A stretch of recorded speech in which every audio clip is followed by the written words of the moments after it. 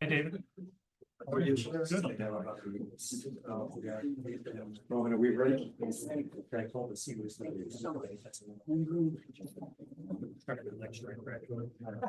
start in a minute.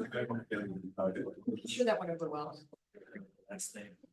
I'm going to call the meeting of March 31st of the Town of Rochester Planning Board to order. Everybody will stand for the pledge of allegiance. I pledge allegiance to the flag of the United States of America and to the republic for which it stands, one nation, under God, indivisible, with liberty and justice for all. Are we good? You should be, but it's not, it's there we are. Can you make it big? Go ahead. Take the chat out.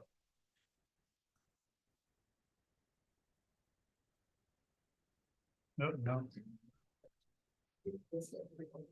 Robin, let Hans do it. No.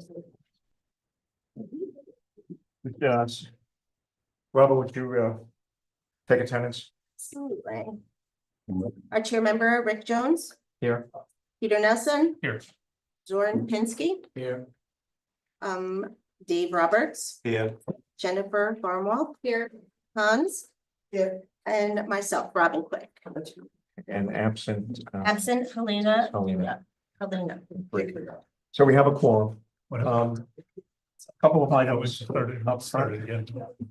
Our previous secretary Jasmine has resigned. So We're not recording. Robin is going to be, has been hired by the town, so she's going to be for the near term. And long term, she's going to be our new secretary. So. Congratulations. I'm particularly thrilled. Not because the other lady was, she was wonderful. She'll be here. Second announcement, I don't know if some of you or all of you were here for the Jager project. And so those who weren't, they withdrew Years. any consideration. They're done with it, and my understanding is that they're selling it. So yeah, it was 2 years at least. And they got 2 extensions, 180 days and then another 180 days. So okay. First meeting of May, which is May 12th. I'd like to cancel that. We need to decide that now so I can send out a public notice about that. For no other reason is that I think the board needs to take a breather. So we're not going to have 2 meetings that month. We'll only have 1. And the meeting for that month is going to be, which will be the regular meeting, is going to be May 28th, which is a Wednesday for that month. Monday is Memorial Day. Tuesday is Appeals Day. So this room is used. So we're going to do the 28th. So no meeting of the 12th. Instead, we'll meet on the 28th. Robin, we need to get out a public notice about that. So just mark that down. Okay. I'm going to hand out a set of new fees that have been set by the town board. And these fees reflect a combination of work by the town board as well as by the planning board. If you remember, a couple of months ago, they asked for our input in terms of how to handle the escrow. And so based upon that and based upon a desire to make the fees reasonable and still cover our costs, this is a new schedule. I think this is the first time there's been an official schedule. Did you get one? Okay. This is the first time we've had an official schedule for the initial escrow deposit. And you can see it there. So just wanted you to know that. And when is this valid? Sorry? From which time is this valid? From the beginning of the year or as of? As of now. As of now. Okay, it's So effective. we put it on. It's effective for us as of this meeting. The Okay. town voted on it I think it was last Thursday. Okay, and Dave, Peter and Dave, I need to talk to you later on about setting up a meeting on Verizon / with Verizon. I'll talk to you later about it. Okay, remind me. All right, so let's get started. We have a full agenda. I think it should go fairly rapidly. We'll see. I've said that before. So the first item on the agenda is Heliconius flowers, Matt. And what we're doing, I have a decision. We closed the public hearing on our last meeting. And I have a decision that was put together. And I'm going to do begin something differently from the way we've done this in the past. I am going to not read the whole decision. I'm sure everybody would be happy about that. I'm happy. And instead, what we're going to do is to simply go through the highlights of the decision. Notes. I'm looking for my, okay. There it is.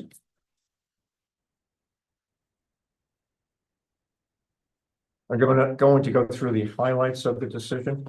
And you have it in front of you, all three decisions are in front of you. And just mention a few things, and then we're just going to go right to a vote. If anybody has any questions, great. But I want to bring attention to the first page, which contains all of the documents that were reviewed by this board, delivered and reviewed by this board. Heliconius Floral, if you remember, is a floral shop that is going to share space with the auto body shop at 5185 Route 209. In terms of findings, we declared ourselves lead agency, determined the action to be unlisted. The EAF parts 1, 2, and 3 were all done, and we made a negative declaration with respects to the project negative declaration in terms of environmental impacts under seeker regulations. On page 4, specific conditions of approval, you have them listed there 1 through 5. It has to deal with parking, ADA spots, certain lights that we wanted to be placed on the building, as well as a rendition of the hours of operation. And then specific condition of approval 6, we asked that all of these conditions be placed on the map, which we didn't always do, but we're going to do now. So all 5 of these specific conditions need to be on the map. This is a site plan, so it's slightly different. We don't need to send this to the county for their signatures. And this approval is good for 1 year from the date of approval, which if you approve this today, and they are allowed to have 4 6-month extensions, which is different from the subdivision law. And that's just the way our town code reads. So that's noted on bottom of page 4 and the top of page 5. Are there any questions, any comments? Take my hat off. Sorry. Anybody? No. Okay, so the draft resolution was prepared by the chairman and or the town planner, was read and discussed, that's good enough, read and discussed, we'll have to change that date. As needed by the planning board in a public meeting at the time and place of adoption. Motion to approve, motion. I'll make that motion. Peter, can I have a second? Second. Zorian? Tell me if I'm going too fast. Nope, we got it. Okay, and all in favor? Aye. Anybody opposed? So it's 6-0 and 1 absence. Okay, so that's done. Robin, I'm going to give this to you as a reminder that I have to sign the final. I have, yep. If you have the final, I'll sign it later or first thing tomorrow. That's it. Okay, so that's done. Next on the agenda is Rody Patinkin, Bill Agers.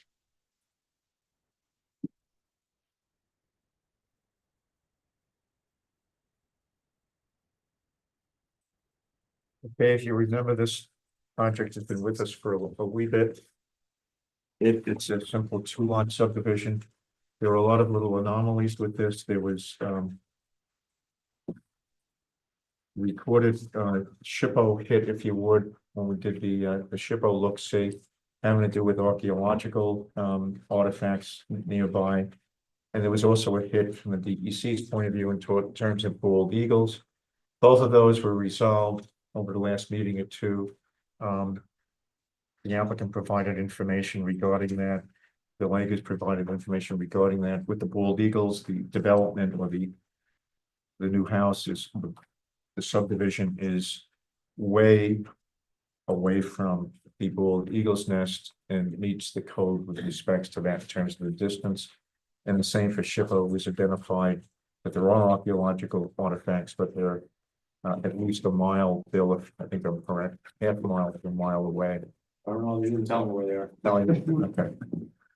But the project will have, we decided to have no impact on those artifacts. So again, just highlights on page 3 or page 1 and 2, we listed the documentation rather. On page 3, I just note number 4, we declared ourselves lead agency, determined the action to be unlisted, uncoordinated, and we also did the EAF part 2 and 3 and determined that there was a negative declaration of significance. And you have listed there in 5 and 6 the notes and letters that we received from SHPO and from the DEC. No problem there. On page 4, I'll note the specific conditions of approval, which are not at all, if aren't very many of them. On the bottom of page, or in the middle of page 4, is a note there for the decision will expire in 180 days. This is a subdivision, so the expiration is different from the site plan. And they can apply for 2 additional 90-day extensions for the application if they so desire by coming back to this board. Anybody have any questions or comments on this project? Okay, draft resolution, not revolution, draft resolution was prepared by the chairman and or the town planner, was referenced and discussed as needed by the planning board in a public meeting at the time and place of adoption. I'll entertain a motion to approve. Hans, I'll second. Peter seconds the motion. All in favor? Aye. Anybody opposed? So, I also approve 6-0, 1 absence. You need Okay, to sign this one. Thank you. yeah, you have the original, we'll sign those tomorrow. Okay, very good. Okay, the third, item, moving right along, Patty Brooks. Is another decision that we're rendering. And this is for Schaaf, Affinito, Muller, and Turner, or Turner, Schaaf, Affinito. We keep changing the order, but 4 different owners, and if you recall this one, it was a rejiggling of a previous subdivision, which needed to be done because it was found that a piece of property they had previously subdivided and intended to be in the tree cutting or the wood preservation or the tree preservation program that DEC offers requires 50 acres. It turned out you didn't have 50 acres. You thought you did. It's somebody else's property. You were graciously, the applicant was graciously paying their taxes for years and years and years. But anyway, so we had to go back, or they had to come back and request that a piece of property that had been subdivided previously be added to the 44 acres, something like that, 43 acres, in order to bring it up to the 50 acres as required by the DEC logging program. So that was all done, and so I draw your attention to page 1 and 2, where we list all the documents that we received. The findings, we did declare ourselves the lead agency, determined the action to be unlisted and uncoordinated back in earlier this month. And we also declared or voted on negative declaration of significance. We did that on March 10th as well. And you'll see there's some other notes. In the conditions, specific conditions of approval on page 4. There are none except to make sure that all surveyors and engineers' notes must be on the map. And that's it. Any comments? Any questions? Okay, so draft resolution was prepared by the chairman and/or town planner, was read and discussed as needed by the planning board in a public meeting at the time and place of adoption. I'll entertain a motion to approve this subdivision. Motion. Jennifer moves to approve, second it. I second. Dave Roberts, seconds. All in favor? Aye. Anybody opposed? Recuse, Abstain. abstain. Thank you. Okay, so let me just back up. We're recusing 2 of the members. So we need to note that. And the reason for it is that they both serve on the Rondati Sopus Conservancy that has some degree of involvement in the project. So we need to, it's both Peter and Hans are recusing themselves. So I just want to make note that the quorum for this board is 4. We have 4 able to vote, given the 2 recusals. So I'll go back and request. Jennifer, will you Make a motion. make the motion again? Motion to approve. So Jennifer makes the motion. Dave, Second. your second, and we need to vote, but it's only 4 of us voting. Thank you for that. All in favor? Aye. I include me. Anybody opposed? So the vote is 4-0 with 2 abstentions Yep. and 1 absence. Very good. You good? Yes, sir. Okay, Thank you very much.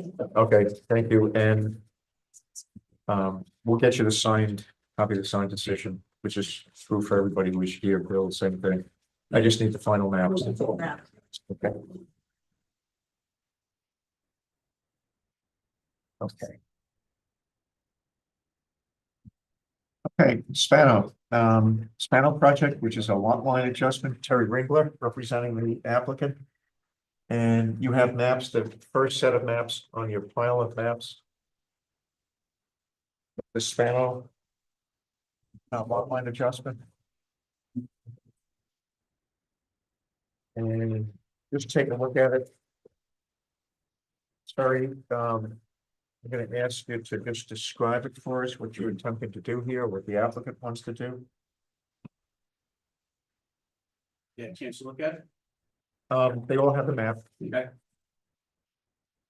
So, Mr. Spano, the line currently goes right across the back of the house. And, sister owns the adjoining lot, and they agreed to do a lot line adjustment to get a little bit more buffer to Mr. Spano's house. That's the essence of it. Really simple lot line adjustment. Okay, so the only thing I'll point out to the board, if you look at the map.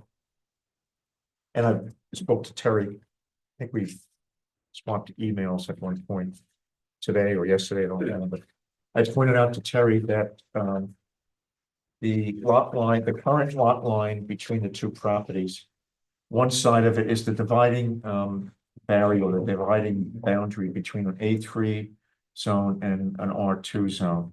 So I just pointed out to Terry and to the applicant that if you all approve this, then in essence, a very small portion of his property is going to be in the R2 zone, and the rest of it will be in the A3 zone. So the lot line adjustment does not adjust the town's zoning boundaries. The only people who can change that is the town board. So I just want the board to be aware of that. And Terry, we made you aware of it, Mr. Spano. But we had it clearly identified on the map, Right. and they were well aware of it Right. through the process. Okay. And Mr. Jones, if I may, address the planning board. Sure. This parcel of property that's Ag 3 used to be in R2 when I sat on the town board. And when we went through zoning changes, the property was changed to Ag 3 to preserve the property in a larger acre, and it's a working farm.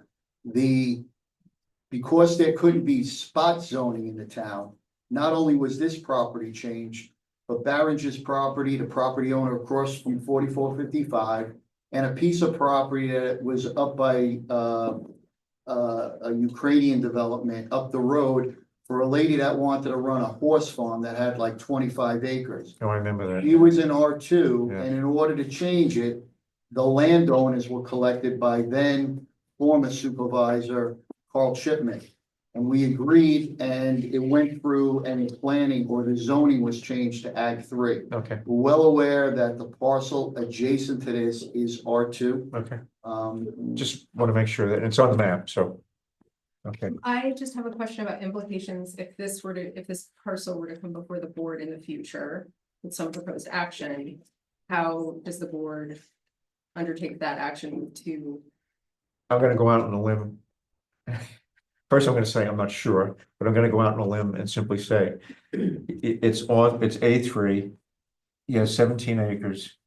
Doing the division, you can get 5 lots. If that's what you're referring to, future subdivision, you get 5 lots. My understanding is that the addition of not even a half an acre doesn't change the number of lots you'd be able to get out of that A3 portion of his property, if that's what you're referring to. It's more that you'll have, if you were to undertake an action that has different regulations pursuant to our code, would it be dependent on which part of the property is subject to, like, I just don't understand. Probably, I see my attorney shaking his head Yeah. yes, so I'm gonna let him. I just want to make sure that the Well, applicant. you're gonna have this come up because the town created multiple properties in this town that had 2 different zoning districts up there. They created Hamlet District, which then has A3 beyond it.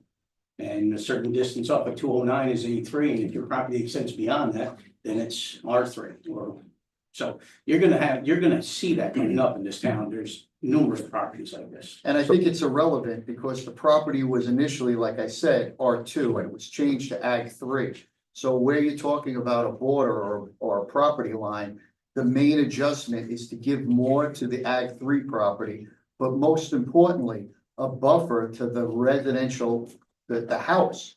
The prior line is, I think, 35 feet off the corner of the house. Now with the lot line adjustment, there'll be more. And that's, Yeah, my concern is less about the lot line adjustment and more about future implications. if I'm it was just curious. R2, then I could subdivide the property into how many different parcels? I could actually subdivide it into more.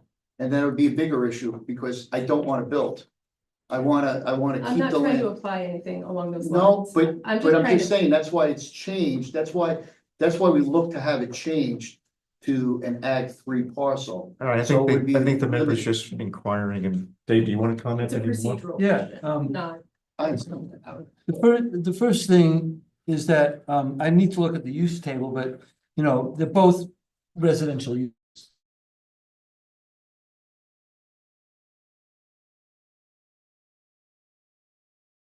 As far as I understand it, is you can have a lot that's in 2 districts, but the problem is, and Dave might know better than I do.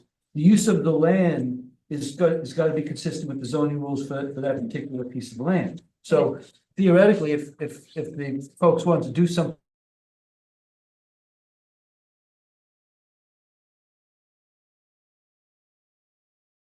Portion. So that we.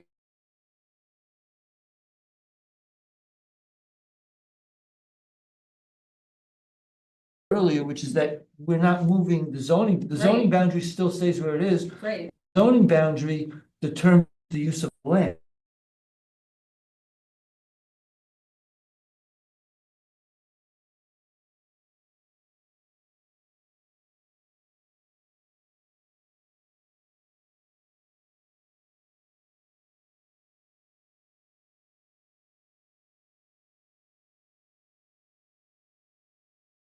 It's not lots of land where it's a more equal and larger division. So that you are gonna have one part of it residential, one part of it commercial, which creates some odd fellows and sort of thing that, you know, we don't want. In this case, I mean, the logic for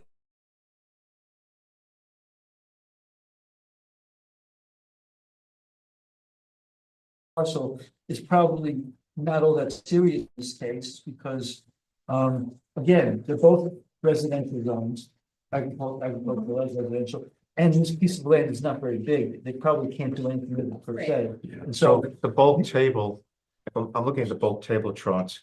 And aside from the lot area required for They're aligned. everything else is aligned, Okay. the lot width, the setbacks. There is some difference in terms of lot coverage, but it's minor. So they're almost exactly the same. I'm gonna, And that's all shown on the map too. Yeah, Zoning yeah. density. so 90%, 95% of the bulk requirements are exactly the same. it's only because. Dave? Your code 147B reads. Where a district boundary line divides a lot of record at the time such line is established. Planning board may allow the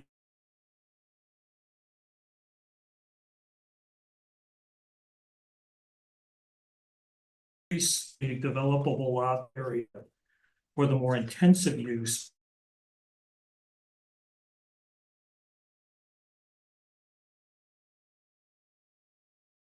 And then there's a next provision that if it's, Like, would It that, has to- would that apply here though, because the two zoning, the two zoning.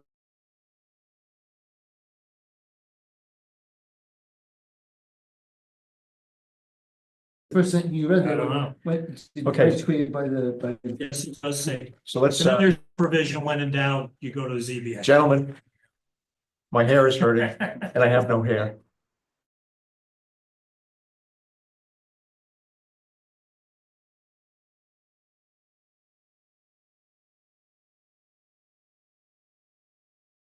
All the points are made. Fortunately, he's not asking to do something that requires us to understand what that part of the code said. Is it a type two? Type 2, yeah. It's a type 2. Right. Yep. So I'll entertain a motion I'll make a motion. to approve. So Peter moves, Jennifer seconds. I think, oh, that's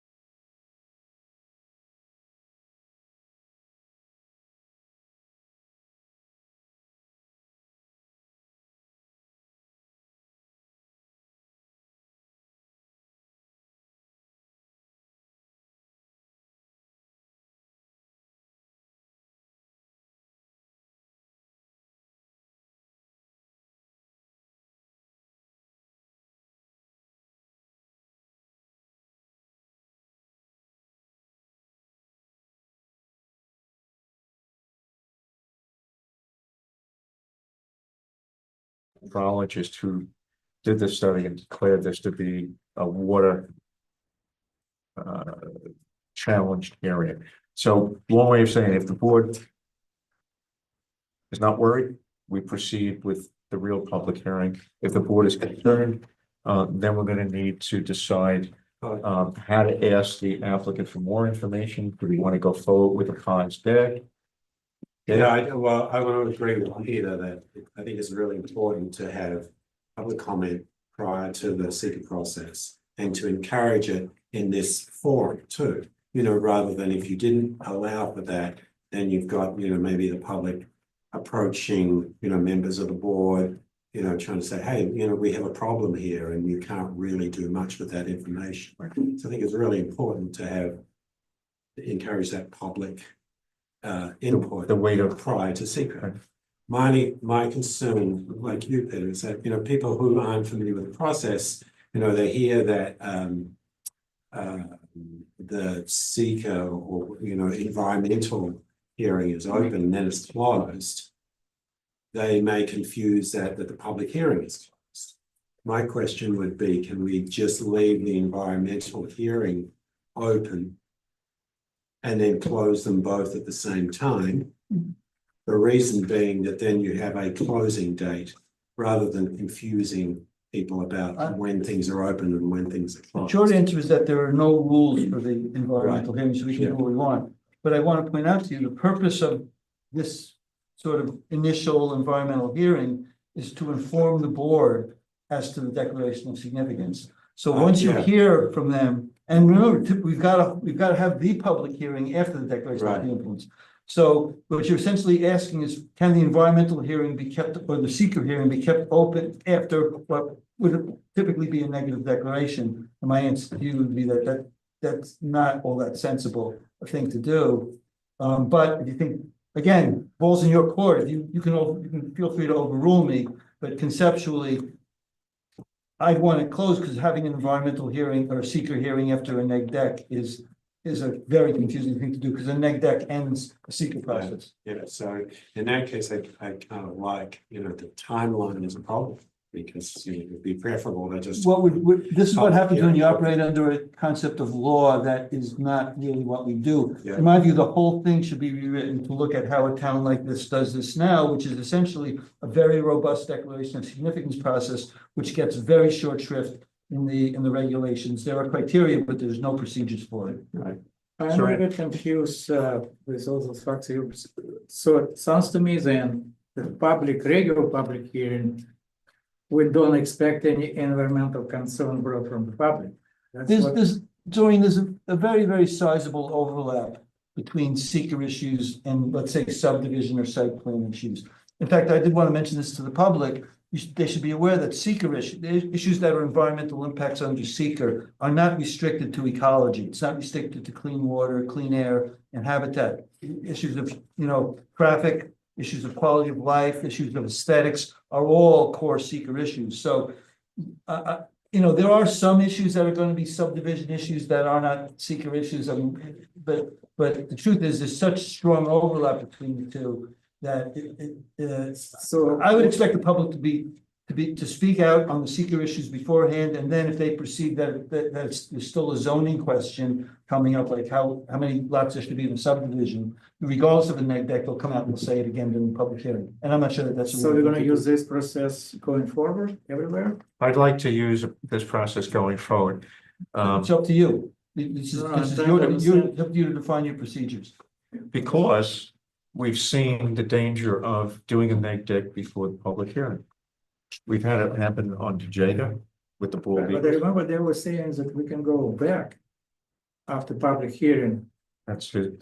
Can we go back? Go back to what? to reconsider the neg Yeah, deck. but you don't want to. I mean, reconsideration of a neg deck is a big deal. There's regulations on it, but Okay. sure you can, but sure, you can, but is that where you want to be? And we had another, it just happened a couple of weeks ago, that after we did a neg deck, the fellow stood up there and said, basically, there's too much noise coming off of this thing. This was on the restaurant, right? Yeah. It was a minute after we closed the neg deck, we opened the public hearing, stood up there and said, this thing has all this noise, there's all these problems, et cetera. And again, noise is an example of something that is an environmental issue under seeker. I'm still seek a confusing situation because you close it. Kind of close, because you're making declaration, negative, positive, and then you continue public hearing. Somebody comes again, says is the same, for example, noise issue. So what do?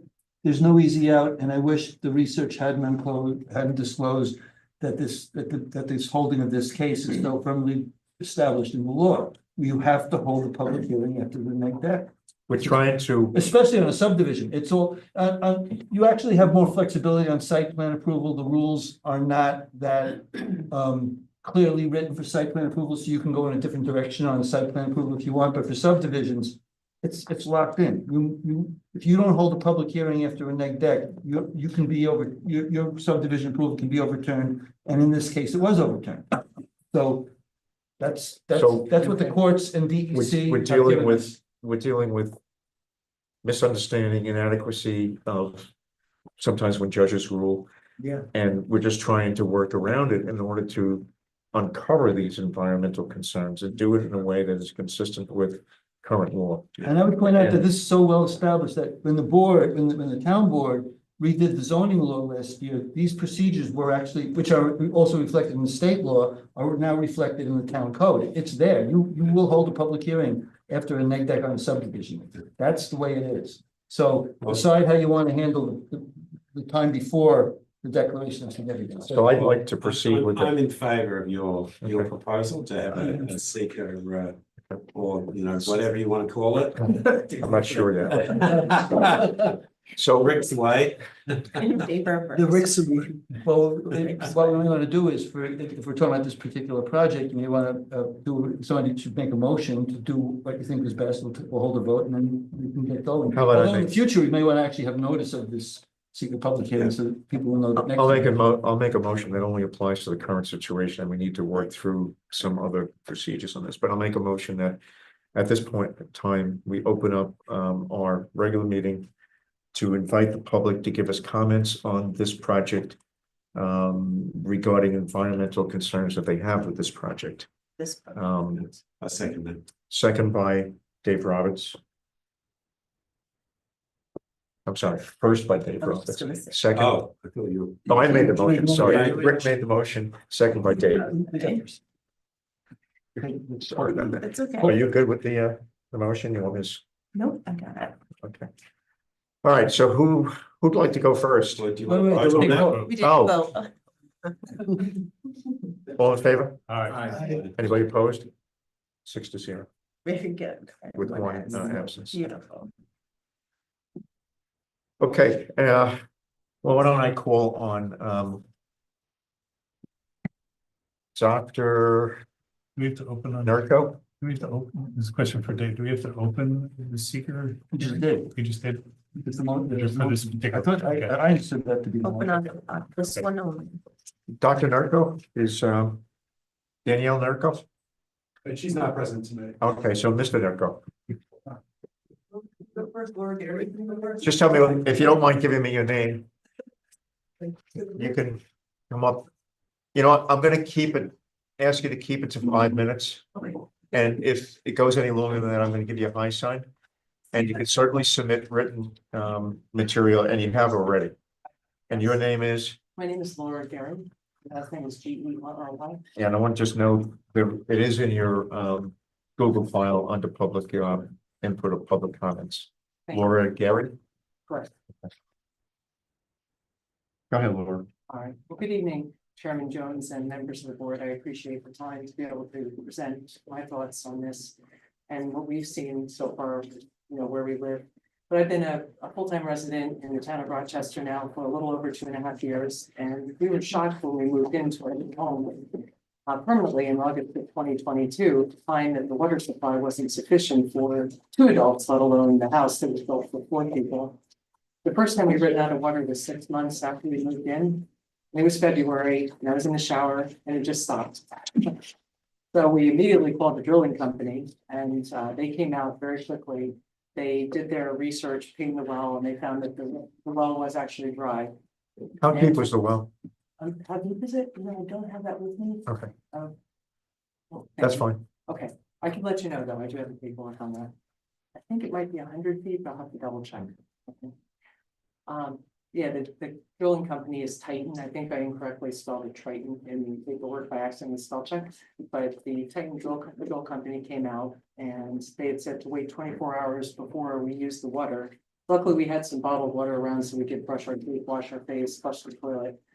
Then it happened again 2 months later in April of the same year. So we waited 24 hours again, pressure came back up. We ran out, we ordered some body wipes, hand wipes, extra bottled water, paper plates, just so we were prepared because it seemed like this was something that was going to happen again. And we did lose water 4 more times since then, including Four one time. more times? 4 more. 6 total. 6 in total. And when the last time was last September.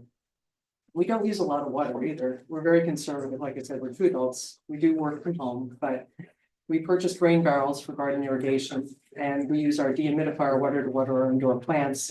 We don't water our cars. We don't water the lawn. We plan showers and when we wash our clothes on different days to try to make sure that we don't tax the system. And I use cold water to wash my face, not to let the water run any more than it has to. So after the second time that we ran out of water, I started doing some research online just to try to find out about, water supply in the area, whatever I could find. And I did find online meeting minutes from that time, from the time period of when they were subdividing the lot that we are currently living in. And our neighbor, next door neighbor, actually, Bill Barringer, he's at 271 Ridgeview on the 273. He had written into the board, during a planning meeting to oppose the subdivision.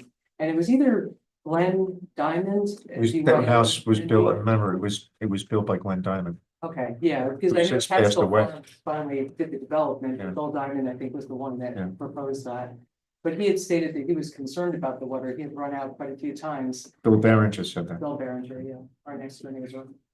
And I know that there was some additional back and forth on that, they did reach out to the drilling company Titan, and they had said they've drilled a number of wells on Victoria Lane, which is down off of Ridgeview and different areas in Ridgeview and didn't see any issues with it. So for whatever reason, it did move forward. But as we found out after living there, Bill Barringer was right. There were issues and those issues have continued both for him as well as for us. And he's conservative as well. He uses rain barrels and is very careful with his water. On top of that, I know that there are a number of vacant lots on Ridgeview that could be potential developments going forward. One just went for sale, up for sale on Mountain View. And it's literally 2 lots down from us off of Ridgeview because it does border on Ridgeview. And I know that that will put an additional strain on our water supply, in addition to anything else, some people subdividing. And that's not even taking into consideration additional droughts that it sounds like we probably will have to anticipate. So I know now that the groundwater yield in our area is extremely limited and that it is part of the town of Rochester's comprehensive plan.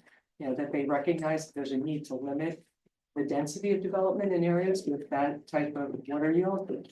And I know that the subdivision that's being proposed on 270 Ridgeview is in a low yield water, groundwater area. And I'm just very concerned that, literally concerned that the subdivision will add on to these issues that we've had and make it very difficult for us to continue living there, which would be very unfortunate. And the houses you're speaking of, they're all 2 acre, you're in the 2 acre zone too?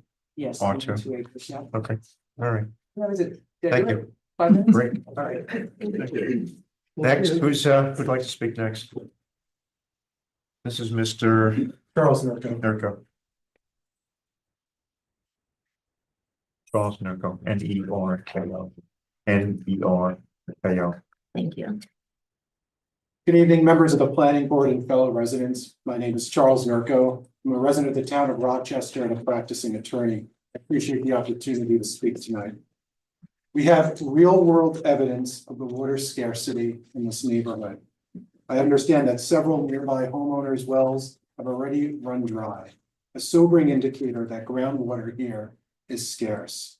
One more well drawing from the same limited aquifer could further strain the water table, potentially impacting existing residents more. The subdivision would effectively double the number of families drawing from these same resources on Ridgeview Road. This is not a hypothetical concern. It is a clear risk based both on town planning documents and the actual local experience. I urge the board to insist on rigorous proof that sufficient water exists before considering approval. Simply put, approving a new building lot without hard evidence of sustainable well yield would be irresponsible in this known low yield location. Beyond the single lot, I ask the board to consider the cumulative impact on water resources. Seeker doesn't allow us to put on blinders and look at the subdivision in isolation if there are reasonably foreseeable related developments. In this case, several factors converge in the same vicinity, all of which would increase water demand even further. First, there are vacant lots in the surrounding area that could be developed in the near future. Each would likely drill its own well into the same aquifer. Individually, these might seem minor, but together they can have a significant collective impact on groundwater levels. Second, the town zoning now permits accessory dwelling units on most residential lots. This means that not only could lot number 2 add a primary residence, but each lot, existing and new, could eventually host an ADU as well. What starts as one extra lot could realistically become 2 households, each with an ADU drawing water, effectively quadrupling the water use that was originally on a single parcel. Third, just up Ridgeview Road, we have the former Villa Veritas Rehabilitation Center, a high occupancy facility. Although it's currently closed, there's a real possibility that it could be reopened or repurposed under new ownership. If that occurs, dozens of residents or guests could return to using water there daily. This facility's water usage, if reactivated, would put heavy demand on the same local aquifer, further compounding the strain. Fourth, since the COVID-19 pandemic, our town has seen a shift in residency patterns. Many part-time weekenders have become full-time or nearly full-time residents, and new families have moved in, drawn by the ability to work remotely. This means year-round water usage has increased in what used to be seasonal homes. Available data confirm that residential water demand has risen as people spend more time at home. In our community, that translates to wells pumping steadily throughout the year, not just on summer weekends. Seeker explicitly directs the board to consider cumulative impacts, situations where individually small actions collectively cause a significant impact over time. Here we have exactly that scenario for water resources. The incremental impact of one more well at 270 Ridgeview might on its own seem modest, but in the context of all these other factors, nearby dry wells, potential build out of vacant lots, additional accessory dwellings, a large residential facility down the road, possibly reopening, and more residents drawing water year round, the cumulative draw on the aquifer is significant. Groundwater does not respect property lines. It is a shared resource. The board must not ignore the bigger picture. To assess these combined effects, failing to assess these combined effects would be an error in the environmental review, effectively a form of segmentation that Seeker discourages. The board should give serious consideration to issuing a positive declaration for this action, meaning requiring a full environmental impact statement. An EIS is warranted if an action may have significant adverse impact on the environment. Here, the significant adverse impact in question is the potential depletion or contamination of groundwater serving multiple homes. Water is our most fundamental resource. If there is any doubt about its availability or quality, that rises to a level of significance. Mr. Hooker, how deep is your well? I don't know. Can you find out I can find out. and get me that information? Sure. When was your house built? 2021. Sorry, 2020. I think in 2021. 2020. And who was it the same builder as the previous? It was. So it was the subdivision where there was the objection to, and lo and behold, the objectors were right. We're running out of water. So you think it was 2021, 2022? Right. The house was constructed in 2020 and then moved in early 2021. When was the subdivision approved? If I remember, that subdivision goes back 6 years.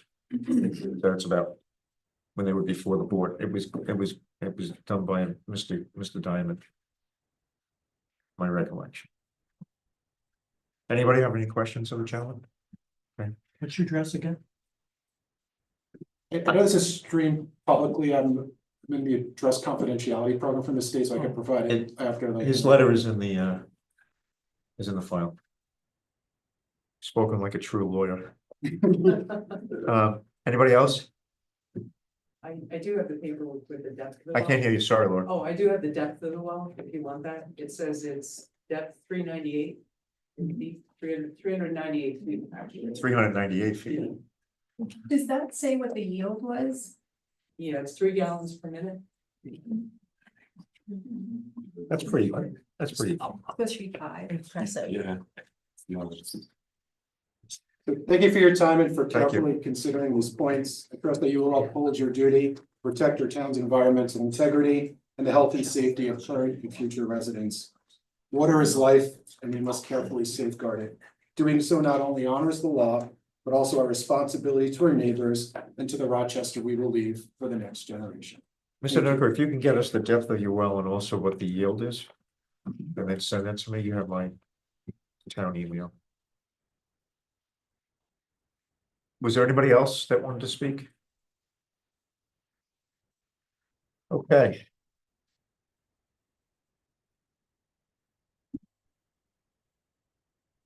Well, I think the next step is not to open up the official public hearing. Or to go forward with the approval of this until I can hear from, and not tonight necessarily, but I need to hear from. Dave Church from you and from Dave Gordon as to. What our next steps might be, unless you want to talk about it right now. Well, yeah, I mean, the issue's been raised. If the board believes it's a, you know, potentially significant issue, then I would suggest that we, you know, get all the evidence that we can gather with it. I would hope that some of the commenters, if you have any technical reports or anything like that, the chair asks for the depth, but also I'd love to see, you know, any yield studies or whatever has been presented, including the original comments back then. I mean, and as we did, you know, just the fact that we're having this hearing does not change the typical dynamic, which is that when things like this come up, we ask the applicant for a demonstration as to you know, how this issue plays out. I mean, basically, you've been told that there's not enough water now, and if your subdivision goes forward, it risks further drawdown to everybody's detriment. So the responsibility typically goes over to the applicant to produce some technical study, word, or something like that, to demonstrate what the facts are. Can I ask a And question? the public has that opportunity as well. Can I ask a question, Dave? We asked for Board of Health septic permits. We haven't asked for, that I can remember, any kind of well logs, any kind of well yields. Is that typical? Because trees sounded low. Jennifer, you confirmed it. Generally 5 gallons a minute is a acceptable yield. 398 is pretty darn deep. It's a complex. Dave, what do we typically do? What do you see in other towns? What I'll typically? start by saying I'm looking at the state GIS clearinghouse for well logs filed.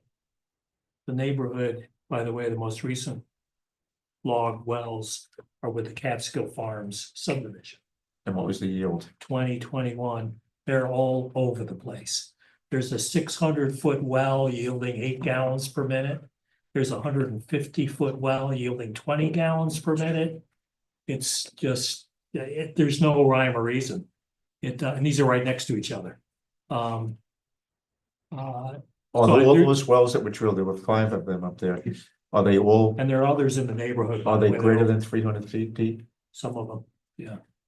Any that are only 100 Although Catskill Farms ones seem to be mostly between 150 and 200 feet deep? feet. Although you commented on one that was 600.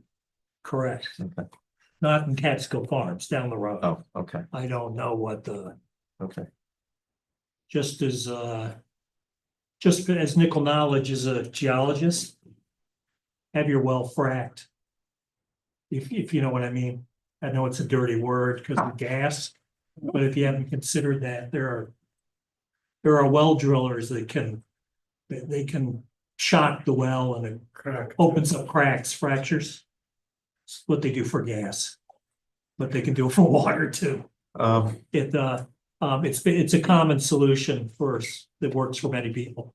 I think we're gonna have to you're gonna have to talk about this. I Does don't have an answer right now. applicant have any, On terms of, you do require that for major subdivisions. well, You need well and septic system data. or he asked for a hydrological study for. No, only you ask for that because your code says in the aquifer overlay, That's right. you can require it. Okay. And you've started to. For minor subdivisions, I've only seen a handful here, but you typically want documentation for septic, for sewage management, not well. Right. Can you effectively sell and occupy a property with adequate potable water? No, you can't. You couldn't get a mortgage. There are a lot of variables to occupy a piece of property without adequate water. But in my experience, which is limited here, you ask for that information principally with major subdivisions and site plans. So we may need to start asking for it, but I wonder, we have to consider, can we do that, or do we need to have it in the code that we can? Well, let me explain. As Dave said, if it's in the code, you pretty much have to do it. It's a requirement for subdivision approval.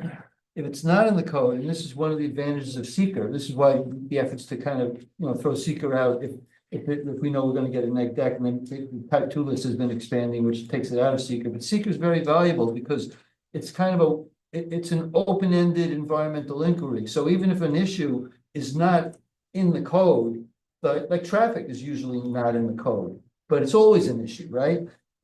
Visual may not be in the code, but it might be an issue for one particular project or another. So the bottom line is, if it's an environmental issue, that's what we recognize as a seeker issue, and it's not in the code, you not only can you ask for it, You have to. you have a response. The board has, when you do your neg deck, if you do a neg deck, you will have to certify that there's no significant adverse environmental impacts, period. And you've now heard people saying, and to some extent documenting, at least on an individual basis, that there is a possibility of one. And I would suggest to the board that part of your responsibility is to figure this out. And if we don't have the expertise sitting around this table, and I'm not sure if our engineering firm does, we need to talk to somebody that understands enough hydrogeology to figure it out. The applicant also may wish to develop their own information on this, and we'll do what we always do, is keep the information on the table, and ultimately this board will evaluate it and do a declaration of significance. That's your responsibility, and the law requires you to look at all the pertinent environmental impacts, whether or not it's in the code. The code does not determine the level of seeker impacts. I'm jumping ahead maybe, but can we recommend the town board to declare that area? Yeah, but that's off. I That's mean, off it's track. far in advance, but That it's. this applicant is here. for Right, this no, I project. understand. I'm We have a just- process. We have to deal with Because- him and this issue. You want to write a letter and show up at the town board? Not right meeting, now, say but we deal with it. it's. And we probably should, because we're seeing that this area is Right, experiencing so problems. because it's gonna be continuous issue. Certainly, that feedback is helpful, but that's a separate issue. No, It's I- town governance, this is how to handle this particular application. And it's also in the applicant's own interest to determine the viability of their subdivision, And this they is probably new law. will. Which is a good segue into, Matt, what do you have? Do you have anything you want to add? I mean, it's required by the health department to establish a potable well that can adequately serve the dwelling. There's a standard pump test that's done. It actually can be less than 5 gallons per minute as long as there's storage. There's a calculation that you do, but as far as I know, the closest well to this is the applicant's, and he hasn't had any issue of a well drying up. So I can't speak to their wells, but fracking, there's many different ways that you can open up a well. Basically, it's one house, 2 houses on 5 acres. This is not a townwide. This is 2 houses, 1 new house on 5 acres. So and just to know, we are proposing infiltration so that there is groundwater recharge, more groundwater recharge than there would be normally. All But right. I can take a look at adjacent wells, there, a lot of So, that data Matt, if you is could- listed, Developed any data on this subject. yeah. I'm going to, I'm not gonna hold the official public hearing tonight.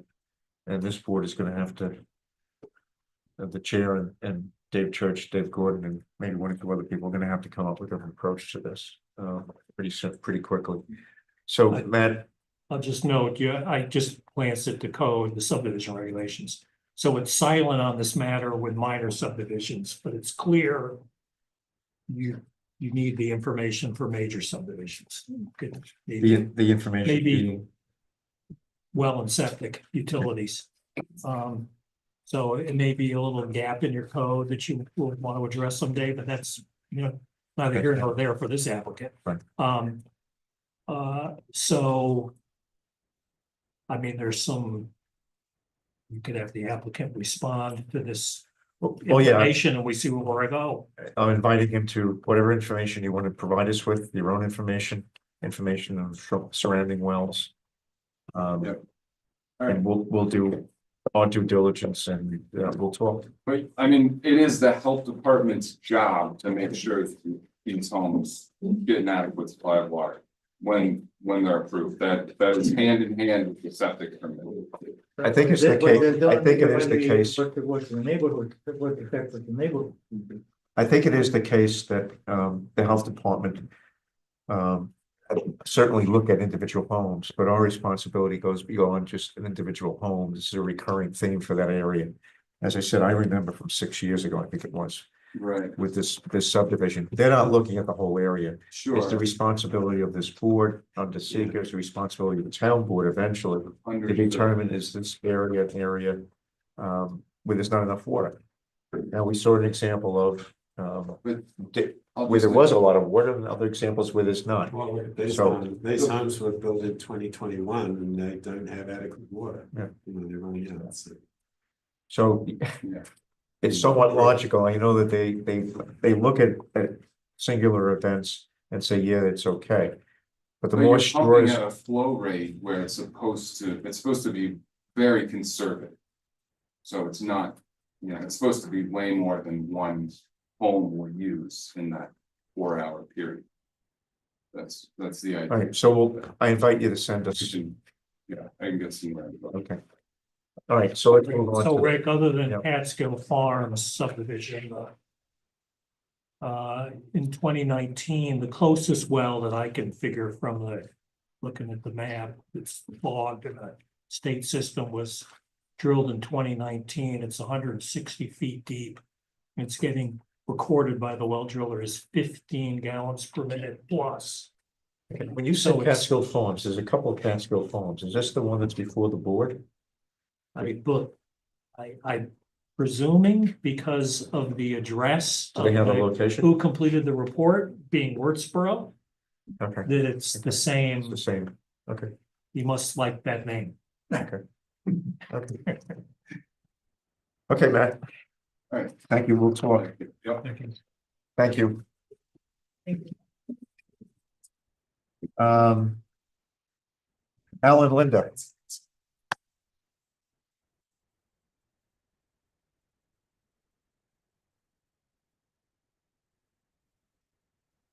I'm gonna do something.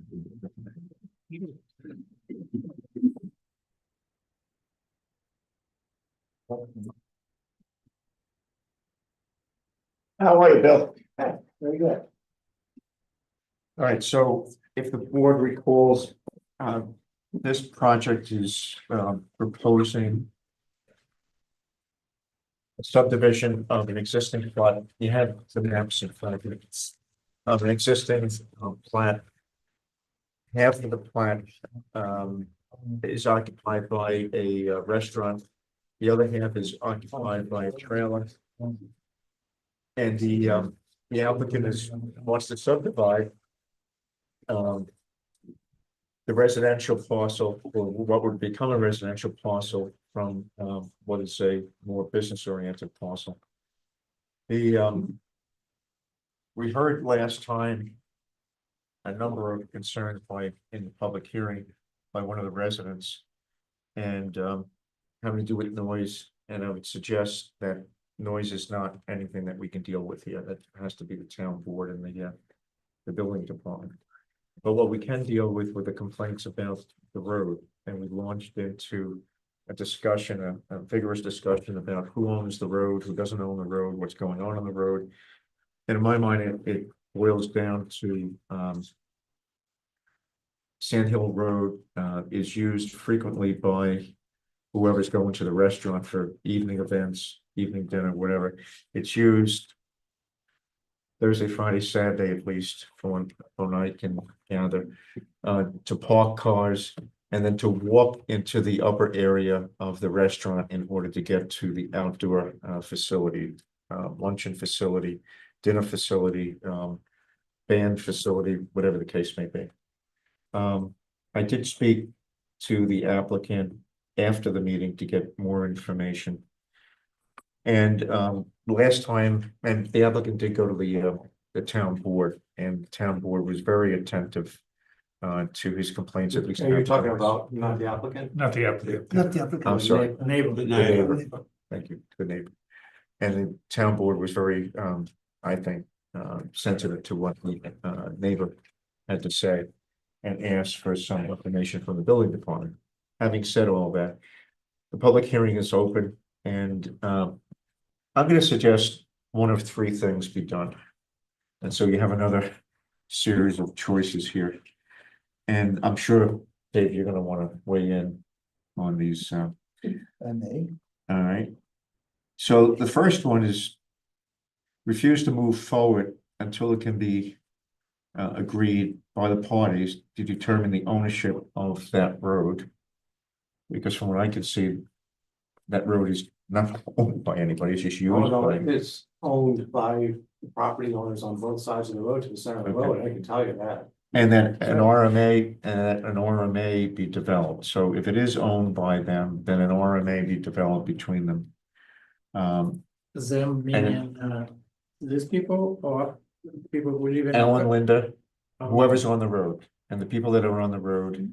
All the, all Listen, everybody, everybody. every adjacent landowner owns a piece of that road Right. up to from their property up to halfway through the Yeah, road. So that's why I want to. the road is owned by everybody, but not jointly. Everybody's got Right, their I own understand. discrete piece of it. The same thing, I mean, make sure that, That's I correct? mean, everybody. Yes, just like practically every town road in the town of Rochester. So that we insist that there be an RMA that be developed between the parties, and then perhaps in that fee, by that way, they can work out their differences in terms of parking on that road.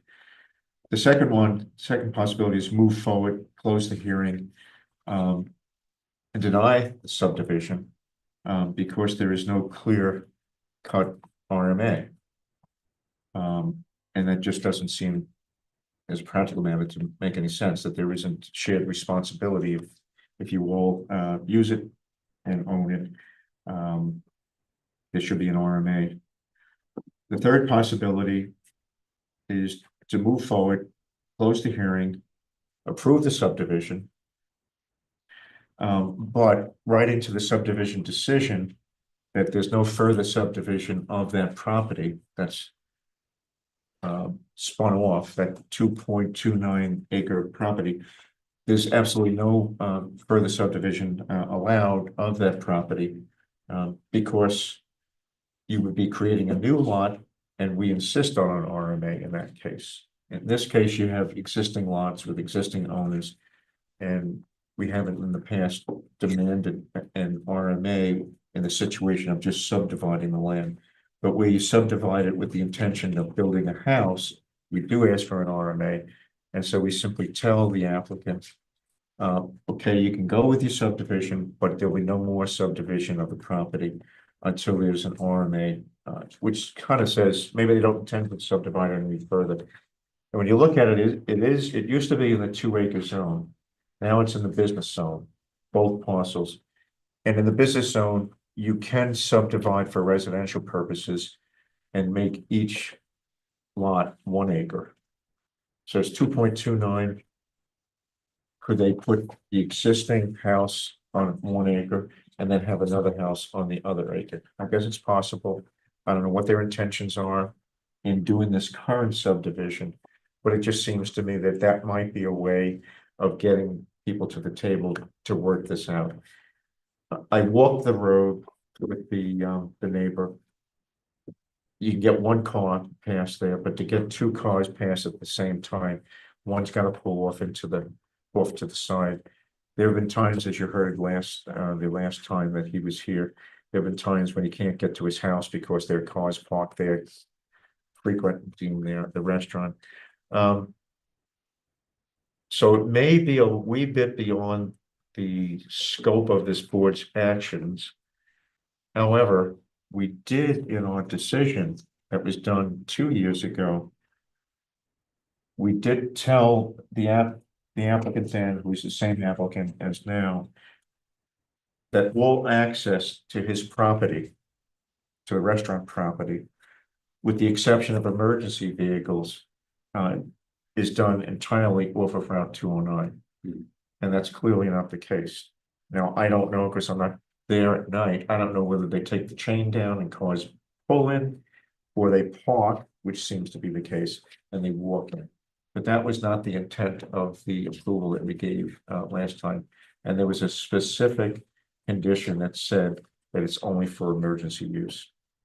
So I'd like to hear from our attorney if all of those are not within our purview, all of those are fraught with issues, or one of them might be possible, that last one that I mentioned. Right.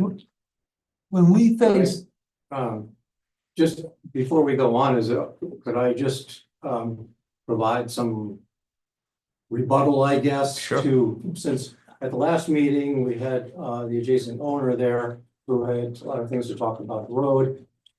I had no personal knowledge, have no personal knowledge. I haven't been there at any time. But the owner of the property of the restaurant did respond. So I'd just like to, before we go forward, because we keep talking about all these cars on the road, the use of the road and everything. So I'd just like to present their side of it before we move forward, if that would be okay. Sure. All right. So since purchasing the property in 2018, use of Sand Hill Road for both the mobile home and the rear of the restaurant property has been our deeded right. When the town was constructing the solar field on the other side of the road, they sent someone by to ask if it was okay with us that they sent trucks up and down Sand Hill Road while constructing their access road from Route 209. When COVID hit during the summer of 2020, we began utilizing the rear of the property on the hill for outdoor dining and additional parking. During that time period, 2020 to 2023, a handful of staff and some customers used Sand Hill Road on busy nights to access additional parking space. This was prior to this having the road providing access from Route 209. From the summer of 2023 until the present, all traffic for the restaurant comes directly from 209 on the newly constructed driveway. Since the summer of 2023, we have no staff using Sand Hill Road. We get no deliveries via Sand Hill Road. We do not encourage any customers to use Sand Hill Road and have no RVs or cars parking on Sand Hill Road. Our tenants in the mobile home use Sand Hill Road, and we use it for maintenance, plowing, and emergencies. We trim back, weed whack, plow, and maintain our section of Sand Hill Road. We have removed many down trees on the road as well. Sincerely, Linda Bradford, now Robinson. okay, the first thing is, there are several issues that kind of are glommed together, and it's best to kind of separate them. We heard from the neighbor on noise. We have this access issue of accessing the restaurant, which Bill just talked about. But the most, sort of the one that's tripping us up the most is this idea of legal access to the lots. The lot in particular that we are asked, two lots that were asked to be created, as well as the other lots. And what I mentioned last time, and as I've thought about it, I think this is more true than I realized, is that the framework for these sorts of issues is typically in town law section 288, which requires that, well, planning boards typically take it that we don't create subdivisions unless the lots have access. That's the way a planning board understands it, but that's not quite what 280A says. What 280A says is you can't get a building permit unless you have legal access, and I'm not even gonna get into what the legal access is, other than to note that this is not that, but, and you can't get a building permit. Now, the planning board usually picks that up at the subdivision stage. It never gets to the building permit stage. We don't create lots that don't have the legal access required by 280A. But in the typical case, when we do a subdivision, we're creating new buildable lots. This is a case where we're being asked to create a subdivision that has a house on it that doesn't have the required access, but they don't need a building permit, right? Or they may not, they don't necessarily need a building permit in order to use the lot. And that actually feeds into the option that Rick mentioned, which is that if we don't allow further subdivision here until and unless legal, I mean, we understand, and Bill presented last month, that apparently the neighbors have generally been doing okay with this sort of legally chaotic, but hopefully practically manageable situation where they understand each other's responsibilities. Legally, it's a problem, but if they're functioning this way, the last thing you want us to run in and upset the whole apple cart. So they can continue doing this as long as they play well together, essentially. They will not need a building permit on this lot. So 280A, as a purely legal matter, is not implicated in the way that a planning board would usually deal with it, because we usually create buildable lots. That would involve the concept that Rick raised, which is just making this lot no longer subdividable, which means it's not a 280A issue, unless they decide to take out the mobile home and rebuild, in which case it would be. And then the building inspector would have to deal with it. It wouldn't be for us because we wouldn't be subdividing. So that seems to me a clear way forward, both legally and as a practical matter that Bill's presenting, which is that, he's sort of sitting there saying, why stir up trouble that's theoretical when actually the neighbors are playing relatively well together, other than perhaps the noise that's being created and some of the other issues that we dealt with, which Bill is now saying was a few years old. But in terms of, again, without combining the issues, the access issue, which would generally be called 280A, is because of the quirk of the way it's written, we can avoid dealing with it as long as we're not creating more open lots, and as long as we let them know that we're not going to do so until they legalize what has heretofore been a pattern of activity, which is, I mean, you want neighbors to play well together and without being pejorative. And that kind of is the middle ground here that clears the path in my view. But having said that, the things that you care about is more important. So if they need a building, if they decide to build a new home and the new owner, say the land sold and they want to build a new on that residential lot, Jerry won't give a building permit. he won't. That's what 288 said. The first line of it, again, this is something that a planning board usually deals with, but the first line of 288, I've got it up, says no permit for the erection of any building shall be issued unless a street or highway giving access to such proposed structure has been duly placed on the official map. And there's a lot of words after that, but the point is, on its face, it applies at the building permit stage, but the planning board, as a matter of course, deals with it at the subdivision stage. Right. But if they upgrade the dwelling that's on the, They can't get a building permit. There is no way, nobody has legal access over this road because they own, because the ownership of every piece of the road is separate. They only own the piece next to them. Therefore, nobody has access over any length of this road. They don't have an easement through. But if they were able to get a road maintenance agreement with the neighbors, Road maintenance agreement would include an easement, yes. that would take care of that. So that seems Yes. to be kind of the two options, right? So one is you cannot build anymore and we could approve, or you start a road management agreement. Yeah, I mean, again, the board almost always has authority to demand an easement at the subdivision stage because we're usually creating buildable lots. We're not doing that here, and so it's not clear we have that authority as a matter of course, but this is also a seeker issue, right? I mean, we're dealing with creating a situation that could potentially, damage the neighborhood ambiance, et cetera. You can view that if you wish as a seeker issue, so we could give ourselves the authority the question is, as a prudential matter, do we want to exercise that? Or just, kind of take a more middle path, as Bill was urging last month, and it's up to you. I a little bit concerned with the statement, we don't encourage our customers to park there, rather than we forbid our customer to park there. No, does the chain stay up? Yes. He says the chain stays up. Are there any signs that say? There's a no parking? parking sign. It's emergency access only, I believe. And is the no parking, is there one no parking sign or are there? I saw two, one on a tree as you're coming up and the other one right by the restaurant entrance in the back. Okay, who is gonna enforce the no parking if it's not town road? Wait, we're gonna have you do it. Yeah, exactly. Yeah, I'm dealing with the noise, right? Hey, question for you, this would also preclude the neighbor who is 4.86 acres from, The person who spoke to us. yes, it would preclude them from doing a potential subdivision as well, wouldn't it? If they're subdividing and creating a buildable lot, yeah, we would handle it at this stage, and the board would be constrained to not allow it unless we got something done. But don't we subdivide right now, de facto? As well? Say it again. Don't we subdivide right now, de facto? We're not saying there will be anything, but we're making subdivision. But the point is, we're subdividing and creating a lot that arguably will not need a building permit to be functional. Right, no, I understand. Typically, when we subdivide, every one of the lots needs a building permit to be realized. This one arguably doesn't if they want to stay in a mobile home, which they may not want to do, but again, this is a real tweener.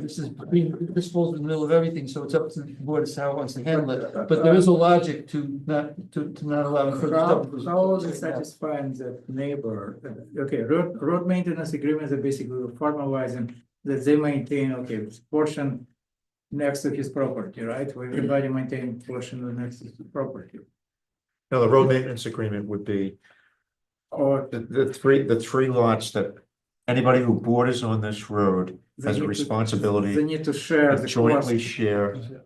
I mean, I think, Half of it's the town of Marble, town of Of Rochester. Rochester, then the town could take over the maintenance. If the town wanted to, It's town, the town of Rochester owns on the other but side of the road. the road may, so they would have to be involved in a road maintenance Right. agreement as well, yeah, so, I mean, So half of the road might owned by town of Rochester. Opposite the because- road, yeah. Because it leads to the What's solar that? farm. yes. no, the town of Rochester has property rights to the middle of the road, Right. presumably. Oh, I mean, I really think- nice. I think it's a good solution to restrict it to no future development, because it will allow it to move forward. And also, if they do want to do something future, it'll motivate them all to talk and. So restrict it until they get a series of easements. Yeah, I think that makes the most sense. I agree with you, and I feel also like requiring a road maintenance agreement for everyone could put undue burden on homeowners that are doing what they're already, to your point about maybe it's legally confusing, but practically people are doing what they're supposed to do. Until something bad happens. Yeah, Plus, I mean, why would you kind of take yourself out of running of making any subdivision, right? So it reduces the value of your property. Well, I think I understand what you're saying. What the last option I gave was, we'll go forward, we'll subdivide. But this parcel can no longer be subdivided until and such time an owner may Neither just work parcel. there. Neither parcel. Can create no more buildable lots. Yeah, I think Yeah. that makes a lot of sense. to me. Yes. Neither parts on the street. Well, we can't, we can't, Neither parcel that is before us tonight, neither of the creative parcels. which is the restaurant parcel and the other parcel. So is that what everybody wants The to other, do? the other folks should be fully aware, or they should be made aware that they can't subdivide either, because as soon as they walk in the door, it's gonna be 288 probably. Well, that would be right now, anyway, right? Absolutely. That's the way the current They situation. want to have further subdivision, they need to get together with their neighbors and the town and work something out and get it done. Yeah. But Okay. It's- I think that makes a lot of sense. So here's the deal, I think. At the last meeting, we did do seeker. Which we will never do that again before a public hearing as per what we did tonight. But we already did that. We typed it as unlisted. So we did a neck deck. So tonight, what we should do is entertain, the closing of the public hearing. And then schedule this to read the decision at the next meeting, which could be, Dave, can you get the decision done by April 14th? Yeah. Okay. So, Bill, we're gonna go forward with closing the public hearing. Okay. But this decision is going to have a section in there which will be refarkled by our attorney and our planner. To ensure that there's no further subdivision of either of these parcels until such time that they have an RMA in place. I don't think there would be a problem for my client, but I'll certainly check with them. and let Well, you if know. there is, then we're Yeah, nowhere. yeah. So, well. Then maybe I don't want to close the public hearing. No, you can go ahead. I just said, I can't say, I'll be the one to No, say, if- oh, yeah, If no, the no. client doesn't have a subdivisions." problem, I would encourage the client to talk to his, talk to the neighbors and see if he can work something Yeah. out and. No, do I'm that for everybody. just saying, I can't speak for them at this moment and say they'd be willing to do that. I don't think that they'll have any problem with it, but. So if they did have a Yeah. problem, the Yeah. implications, if I close the public hearing tonight. And I don't get a permission from you to extend.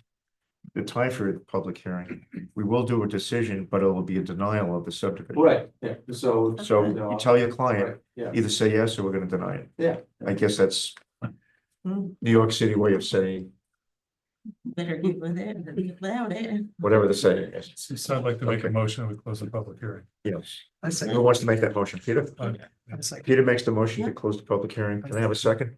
Hans seconds it. All in favor? I really wanted to second. He's ready. So badly. The chair votes aye, so we have 6 voting yes and nobody voting no, 1 absence. So Bill, thank you. Public hearing is closed. Dave, we'll have it on the agenda for the 14th. And I'll give you the decision at that time. You need to get back to me as to what the client says. Yeah, I'll let you know right away if they have any major objection. And tell them Like I said, I don't think they we would. made him an offer he can't refuse. Okay, at this point, I'm going to ask for a break. We okay with that? 5 minutes, 10 minutes?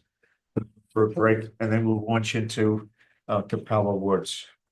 Bill, that's you too, so you'll have to wait around while we break for a little bit. Thank you all. So thankful that's on you now. Yeah, exactly. Interrupting it. It's starting to panic. And I know that the.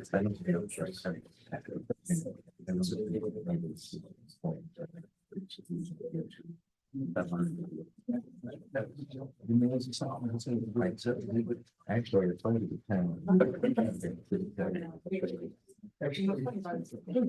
That guy's comment on Sand Hills in the Google Drive. Where does he live? Look, Mr. Lebeau, Yeah, what are you looking for, Dave? I'm sorry. I figure where he lives. He lives up the road. Keep going up Sand Hill, I do, there's only one lot, it's little lot. and it's on the right, and that's his. Every other lot up there's got access on 209. It's 41, no, that's Adam, something else. His lot is Hewitt, 41, 21 Hewitt. and then there's one that says 41 Sandlot Road or Sand Hill Road. You see 41? That's his address. Yes, the lot is right next to Cal and Linda, going north. Right next to it? Yes. Yeah, he's And I don't- not the owner. Who's the owner? I wouldn't sense. Amber Brashear and Dylan Strickland. The renter. I was so thankful. for something now. It says, prepare the. I'm gonna have to ask him. Yes. Because everybody else has got access on airport or 209, except one parcel up further, past the tower. Yes, that's it. Past the It's him, Yeah. but I don't even see I'm not even sure there's a. So that's 21. This says that's owned by, You're looking to parcels. yeah. This says this is that by Paul and Linda Hewitt.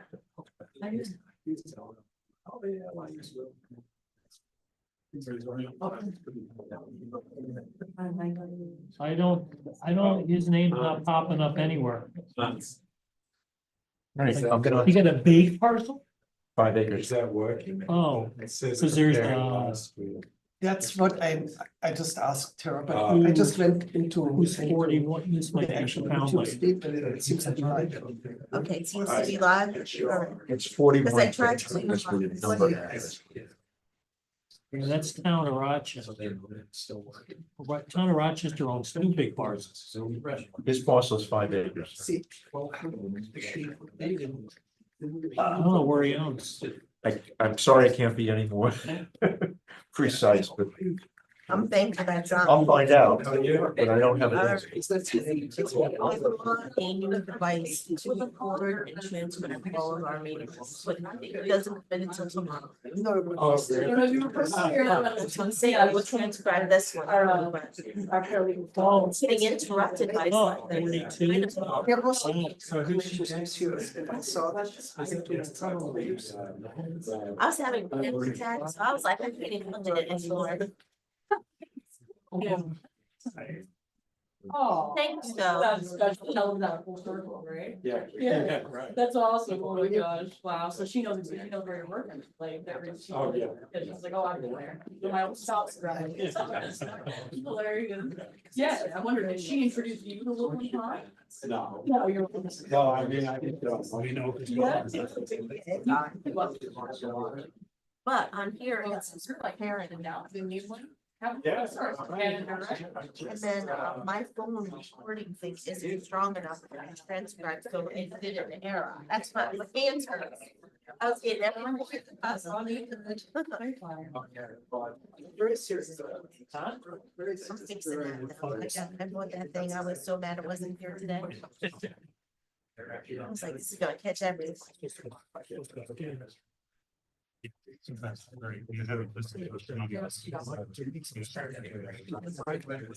Days last week. Good ski there today. It's on the Killington, but they were closed yesterday because of the. It's very hard. I'm gonna meet a friend go. Myself, and I'm like, Maybe. Weather's not great. Put a little thing, there should be a party for the first part of the room. Yeah.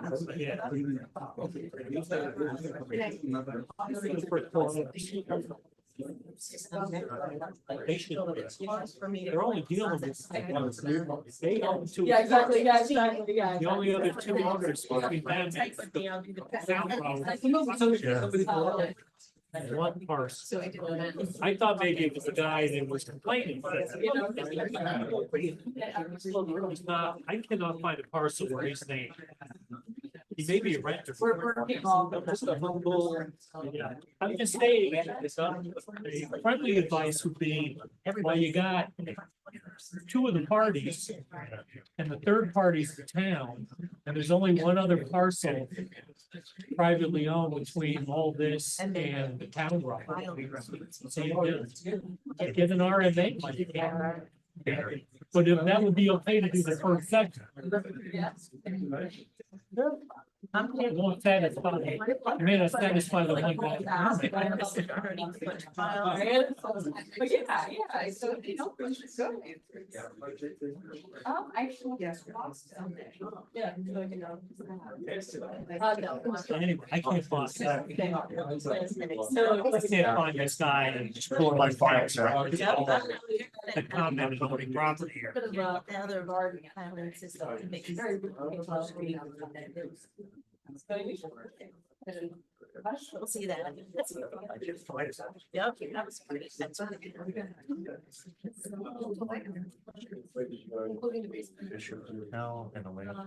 soon as you see fires.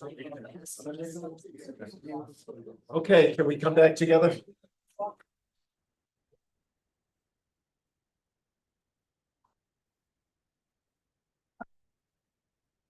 We'll reconvene. Okay, Bill. Next up. Yes. Capella Woods, you have some maps there. If you remember, this is the applicant application that back in, I think it was January 13th or thereabouts. We found out that they had put in a foundation when they shouldn't have. So we suspended them until we got another map from Bill showing how they were gonna handle the property with that fact in the field that there was already a foundation in. So if you see on lot 1, you see the foundation that was put in, that's H-shaped. And then lot 2 has the other house where there is no foundation in.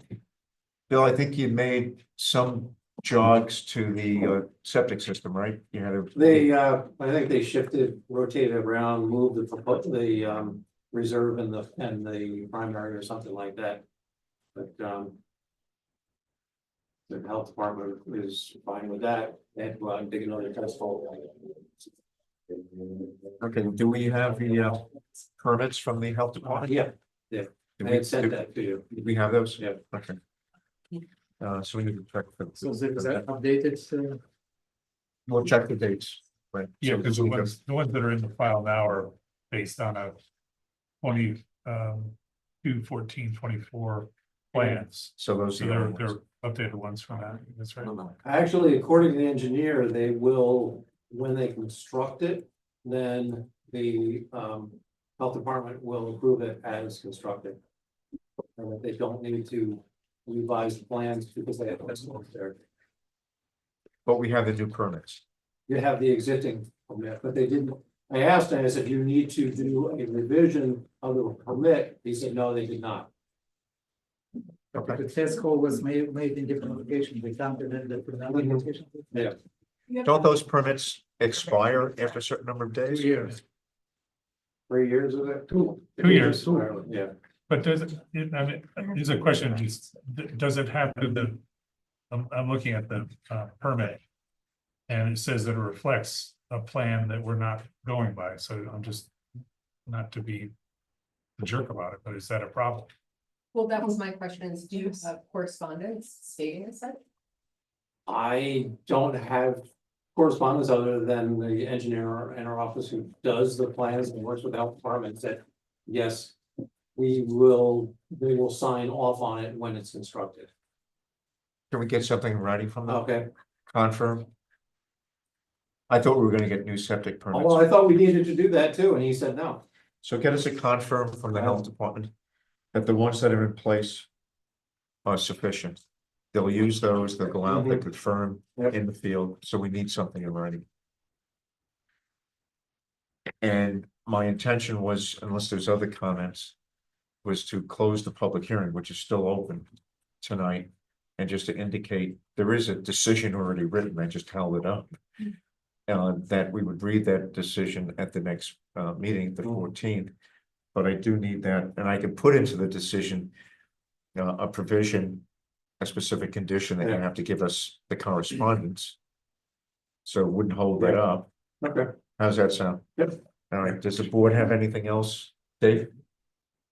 You may have the definitional issue with a flag lot again, but it's not sharing access. But it's, yeah, but it's short, it's less than 500. Okay. No, with Zorian's help, we've been reminded that the definition of flag lot in your code states that they have to share access. It's in the literal definition of what a flag lot is.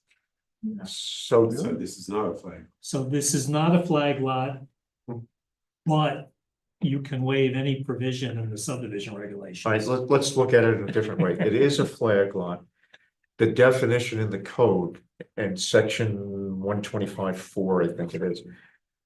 It's wonky. It says a flag lot, the definition has to give access to the houses, both houses. The purpose of a flag lot is not to do that.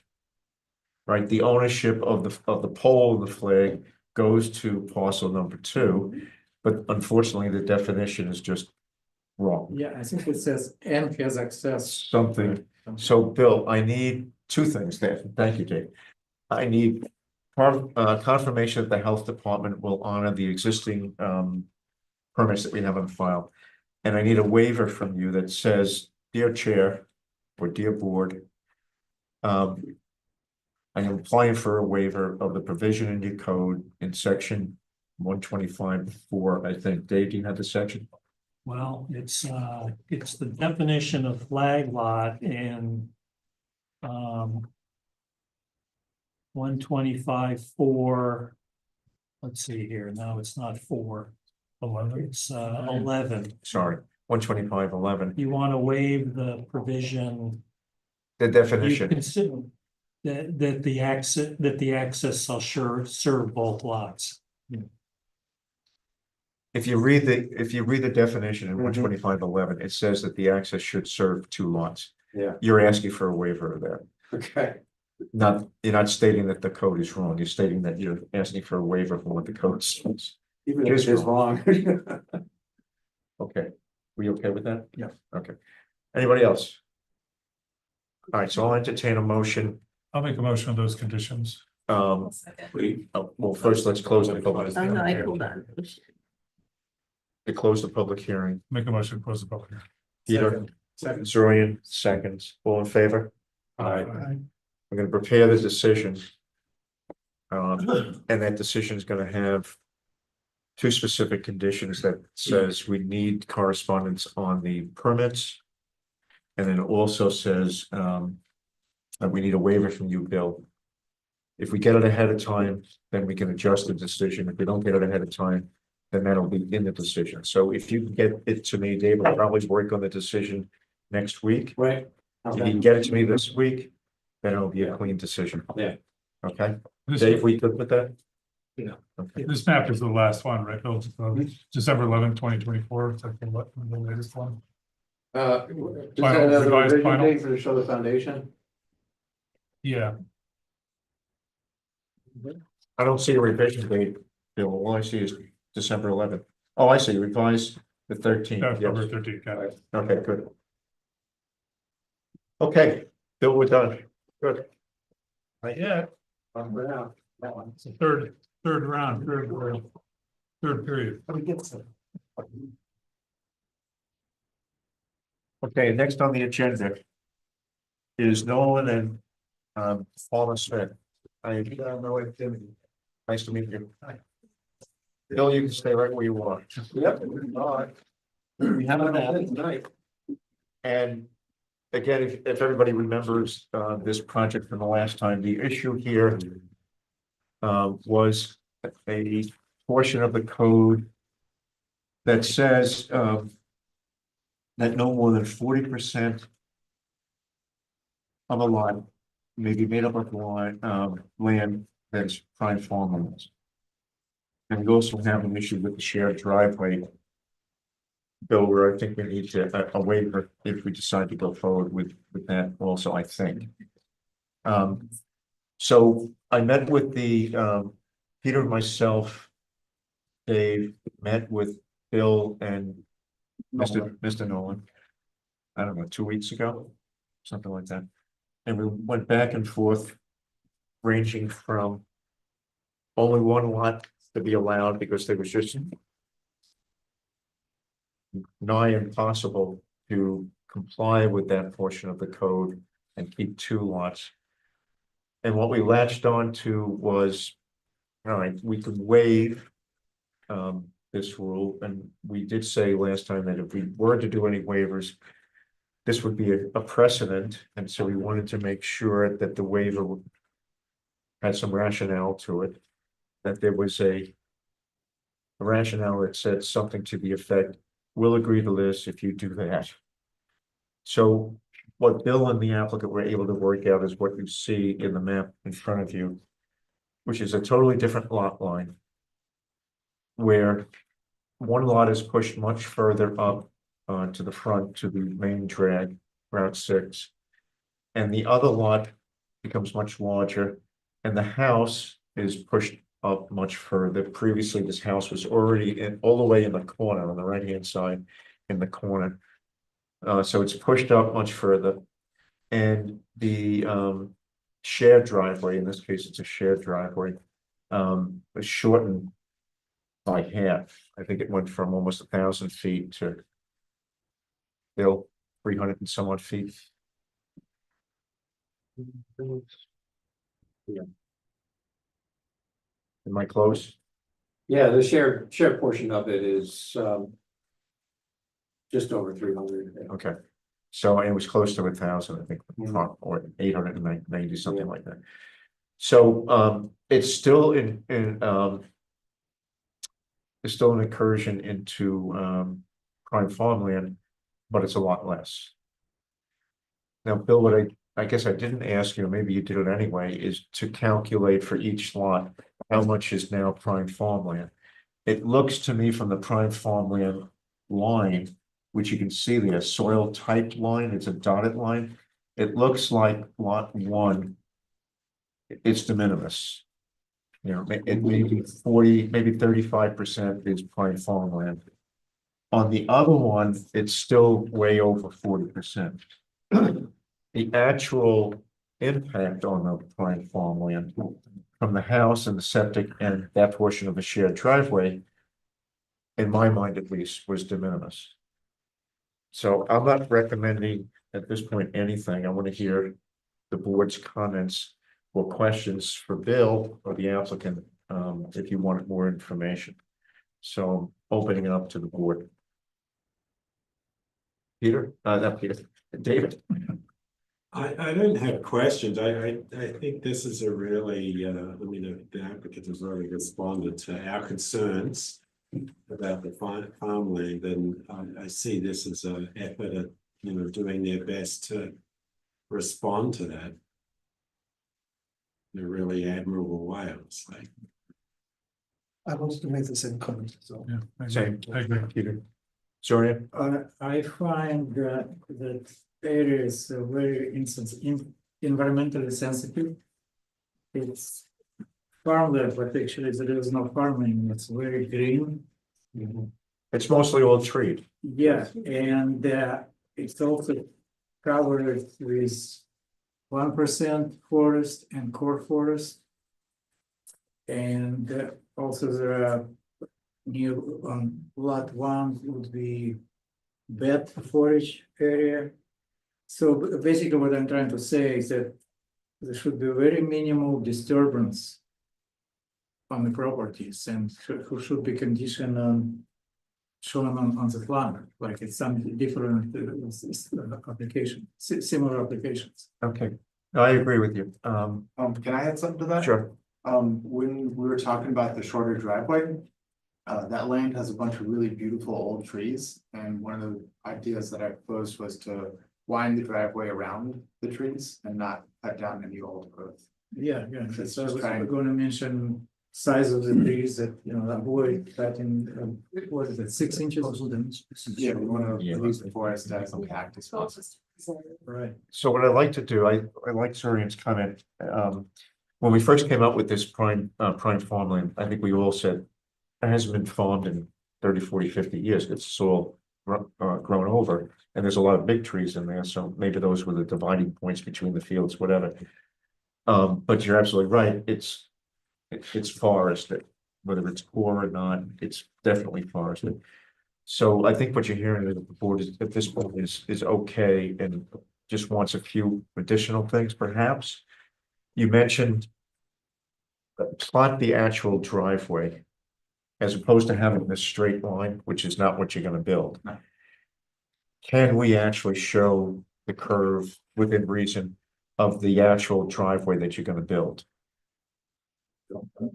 Well, if you know where you want it to be, we can show it on the map. Yeah, you can show me where you want it. Just as opposed to a straight line. Yeah. Can we show this squiggly line, whatever you want to call it, that respects the older trees and is environmentally sound? Okay. And the same would be true for lot 2, to do the same thing. I assume it's not going to be just a straight line. I understand why it's a straight line for surveying purposes, but let's see if we can do a better job with exactly where it's going to be. So if we can do that. Bill, if you could put on here the limits of disturbance after that's done, put the limits of disturbance as per Zorian's comment. That would be great. The other thing we should know, Bill, the extra septic area, you don't actually develop that septic area No. unless you need it. Yeah. You leave it, you're not gonna Yeah. cut trees, you only clear for the actual septic. Mhm. Okay, so And that that's is also, the all. limited area of disturbance is only includes the initial septic area. Okay. Is that, Yeah. What else? Couple more comments. Should the code enforcement letter be updated? Because it's mentioning different sizes of the lots Yes. for the records. no, we don't, I don't No? think, I think that was the original proposal, we're changing the subdivision. But So the then, decision will reflect a different size, what about shared driveway agreement? shared. Driveway agreement? Yeah, you will need an RMA. Okay. I said no. Do we have to change the code enforcement? No, I mean, Original letter, I don't well, think let's so. put it this way, do the different arrangements, I mean, they're here for subdivision approval, right? Would that change if the code enforcement letter were rewritten with these new conditions, then would there be any different upshot? No, but I'm just curious. No, it's here, we're dealing with it, he's made his decision, there's nothing wrong with it, but we're changing it, you know. Okay, it's fine. And the decision will give the lot sizes. When we get to that point. Now, if what we're doing would implicate some zoning issue, then we might wanna buy him and see what he thinks, but no. And Bill, we're gonna need a RMA. Oh, yeah, yeah, that's way down literally down the road. You got the one. Okay, so go ahead, Dave. One waiver. The waiver is for, Agricultural. Well, the two issues were raised previously. 125-22-A7 states that you're supposed to keep the prime farmland undisturbed and contiguous as best you can. I would argue they've now done that with the redesign. So if you accept that with lot 2, the rear lot, so if you accept that premise, then no waivers needed there. I think the board is fine with that. But 125-12B says no more than 40% of a proposed lot shall be made of a land containing prime farmland soils, and lot 2 still So, is likely to exceed that, so Bill, I'm recommending the applicant file a written request for waiving that. Yeah, and Bill, if you could also put on each of the lots, what the actual percentage of prime farmland is on both lots. Great. Or you can include that in the waiver letter, but put it on the map as well. 125-12B, Bill. Rick, Yes, sorry, one more thing, that's the Hudson Valley Nature Resource Map is showing wetland at the beginning of lot 1.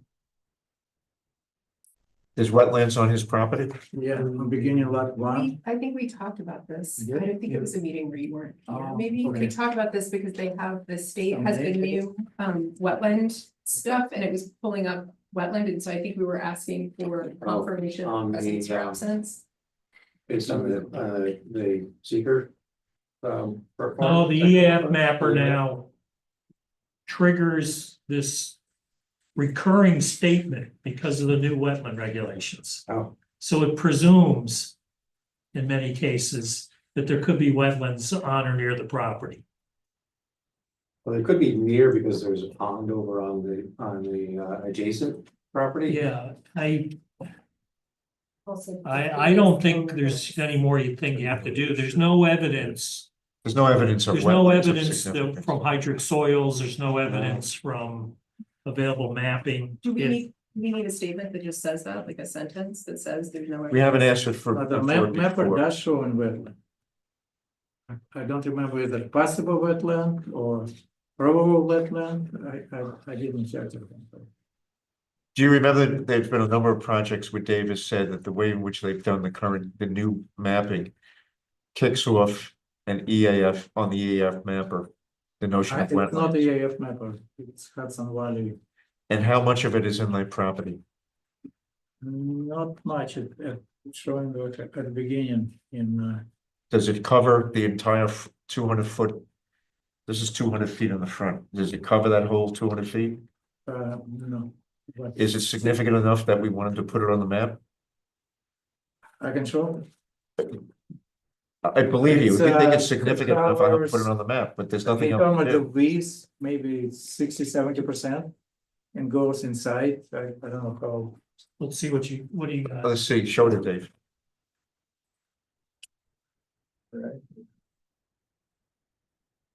Oh, the little, yes, okay. I don't know what this, oh, it's the. This is a different DEC database. That's what you're using frequently. Right. Well, I don't. How come we didn't pick it up when we did the EAF, Dave? Because it didn't show up on the EA, this is a totally different database than the EAF mapper. The DEC has, it. As a former cartographer, it drives me nuts. The DEC must have a half dozen databases now, and they don't actually correspond with each other. It's insane, actually. And this is a legitimate another set of data, but it's not the one that's associated with the seeker EAF. So is it big, you looked at the map, is it big enough to cause us some concern in terms of, No, with it's, they're not doing anything there. okay, But Dorian, your point is should be on the site plan, should it be on the subdivision map? Should we show it? Yeah, Is that what you're suggesting? yeah, and they need to be aware, you know, it's. Want me to look and coordinate with Bill to see? yeah, if why it's don't you do that? Bill, let me look and see what it is and see if it's something that you can put on the map.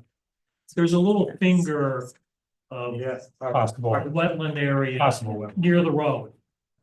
All right, why don't you coordinate with Bill? Bill, you want me to, let me try and figure out what the data set is. And see if it could be just hydric soil. Okay, But they're not doing anything in proximity of that. and that's the most important thing, but if we, Well, the new regulations, you can't say it's a wetland till a professional maps it, Right, but you can't say it's not until. till a professional maps it. And if it might be, looking, and if you want to make a The rest statement of it's that, all, that nothing they're doing is gonna impact it, that you have to have 100 feet of. you have to, if it's a regulated wetland, If it's yeah, a you'd have to have a buffer. Right? And so that, I'm just pushing back on that statement. Right, I think yes, only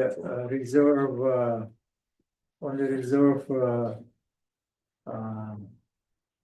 septic area would be closer to them, but that's why I did something. but we just went through the business of, they're not doing a reserve. Sorry? They're not doing a reserve right now, it's there for reserve. Right, okay. All right, so Let's look why at don't we do this, because we could be at this all night and find another data set, talk to Bill. And Dave, when we do the. Yeah, I mapping- see the disclaimer that comes up for this entire database is, this tool is intended for general information and planning purposes only. It does not indicate the extent of regulatory authority. But we are a planning board, so therefore we should It's probably, advisory. all right, so let's put it on the map. If it's advisory.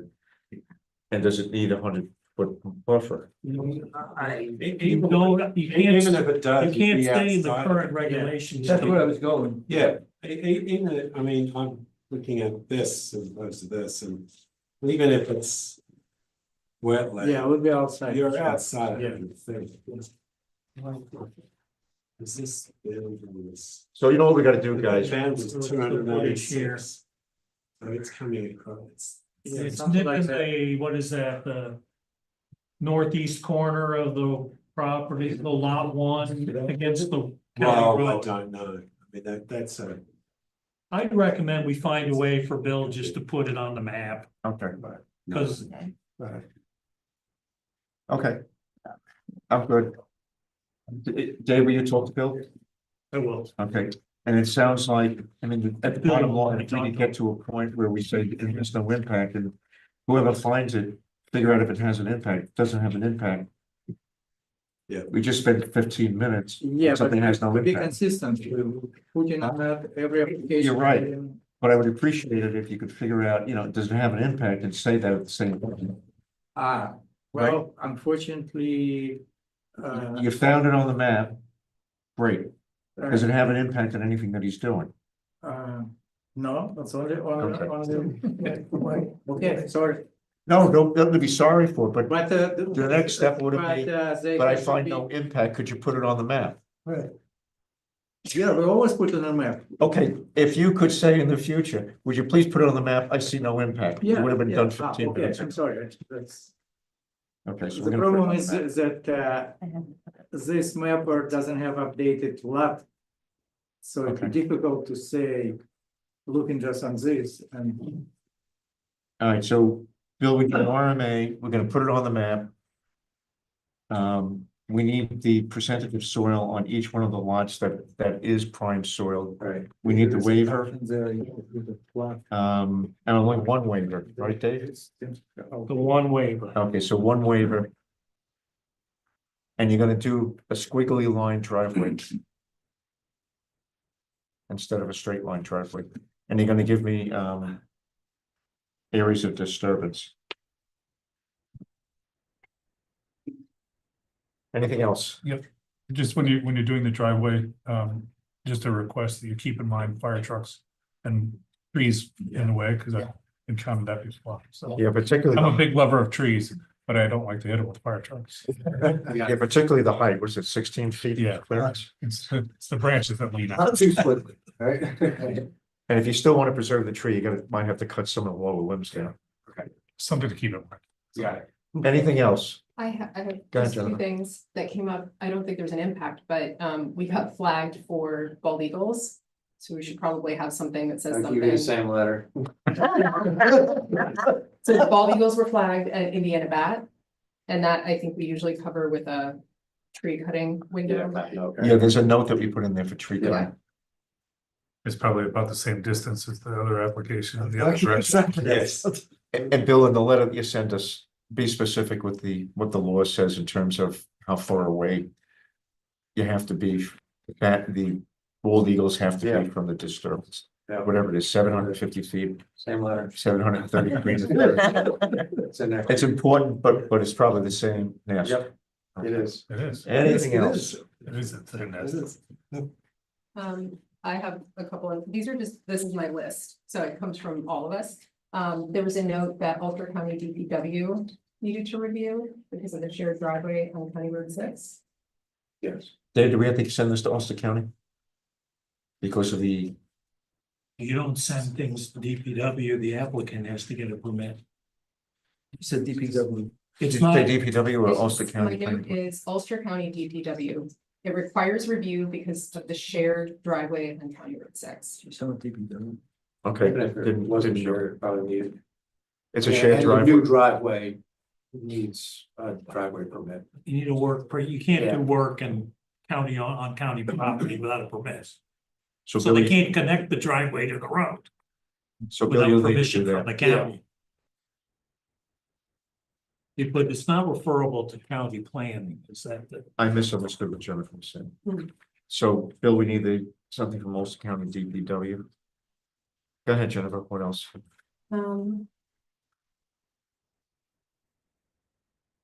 This was updated. Yes, it was updated. Never mind. That's it.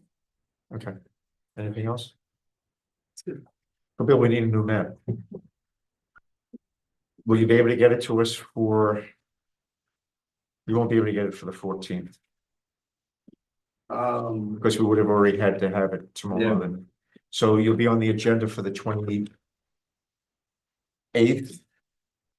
of April.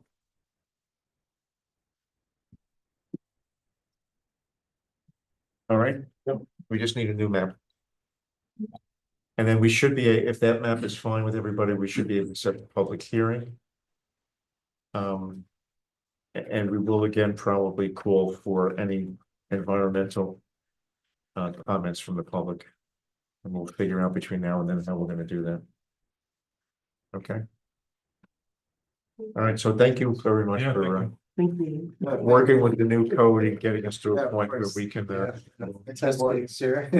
we can move forward with this. Happy to be anything good. Thank you.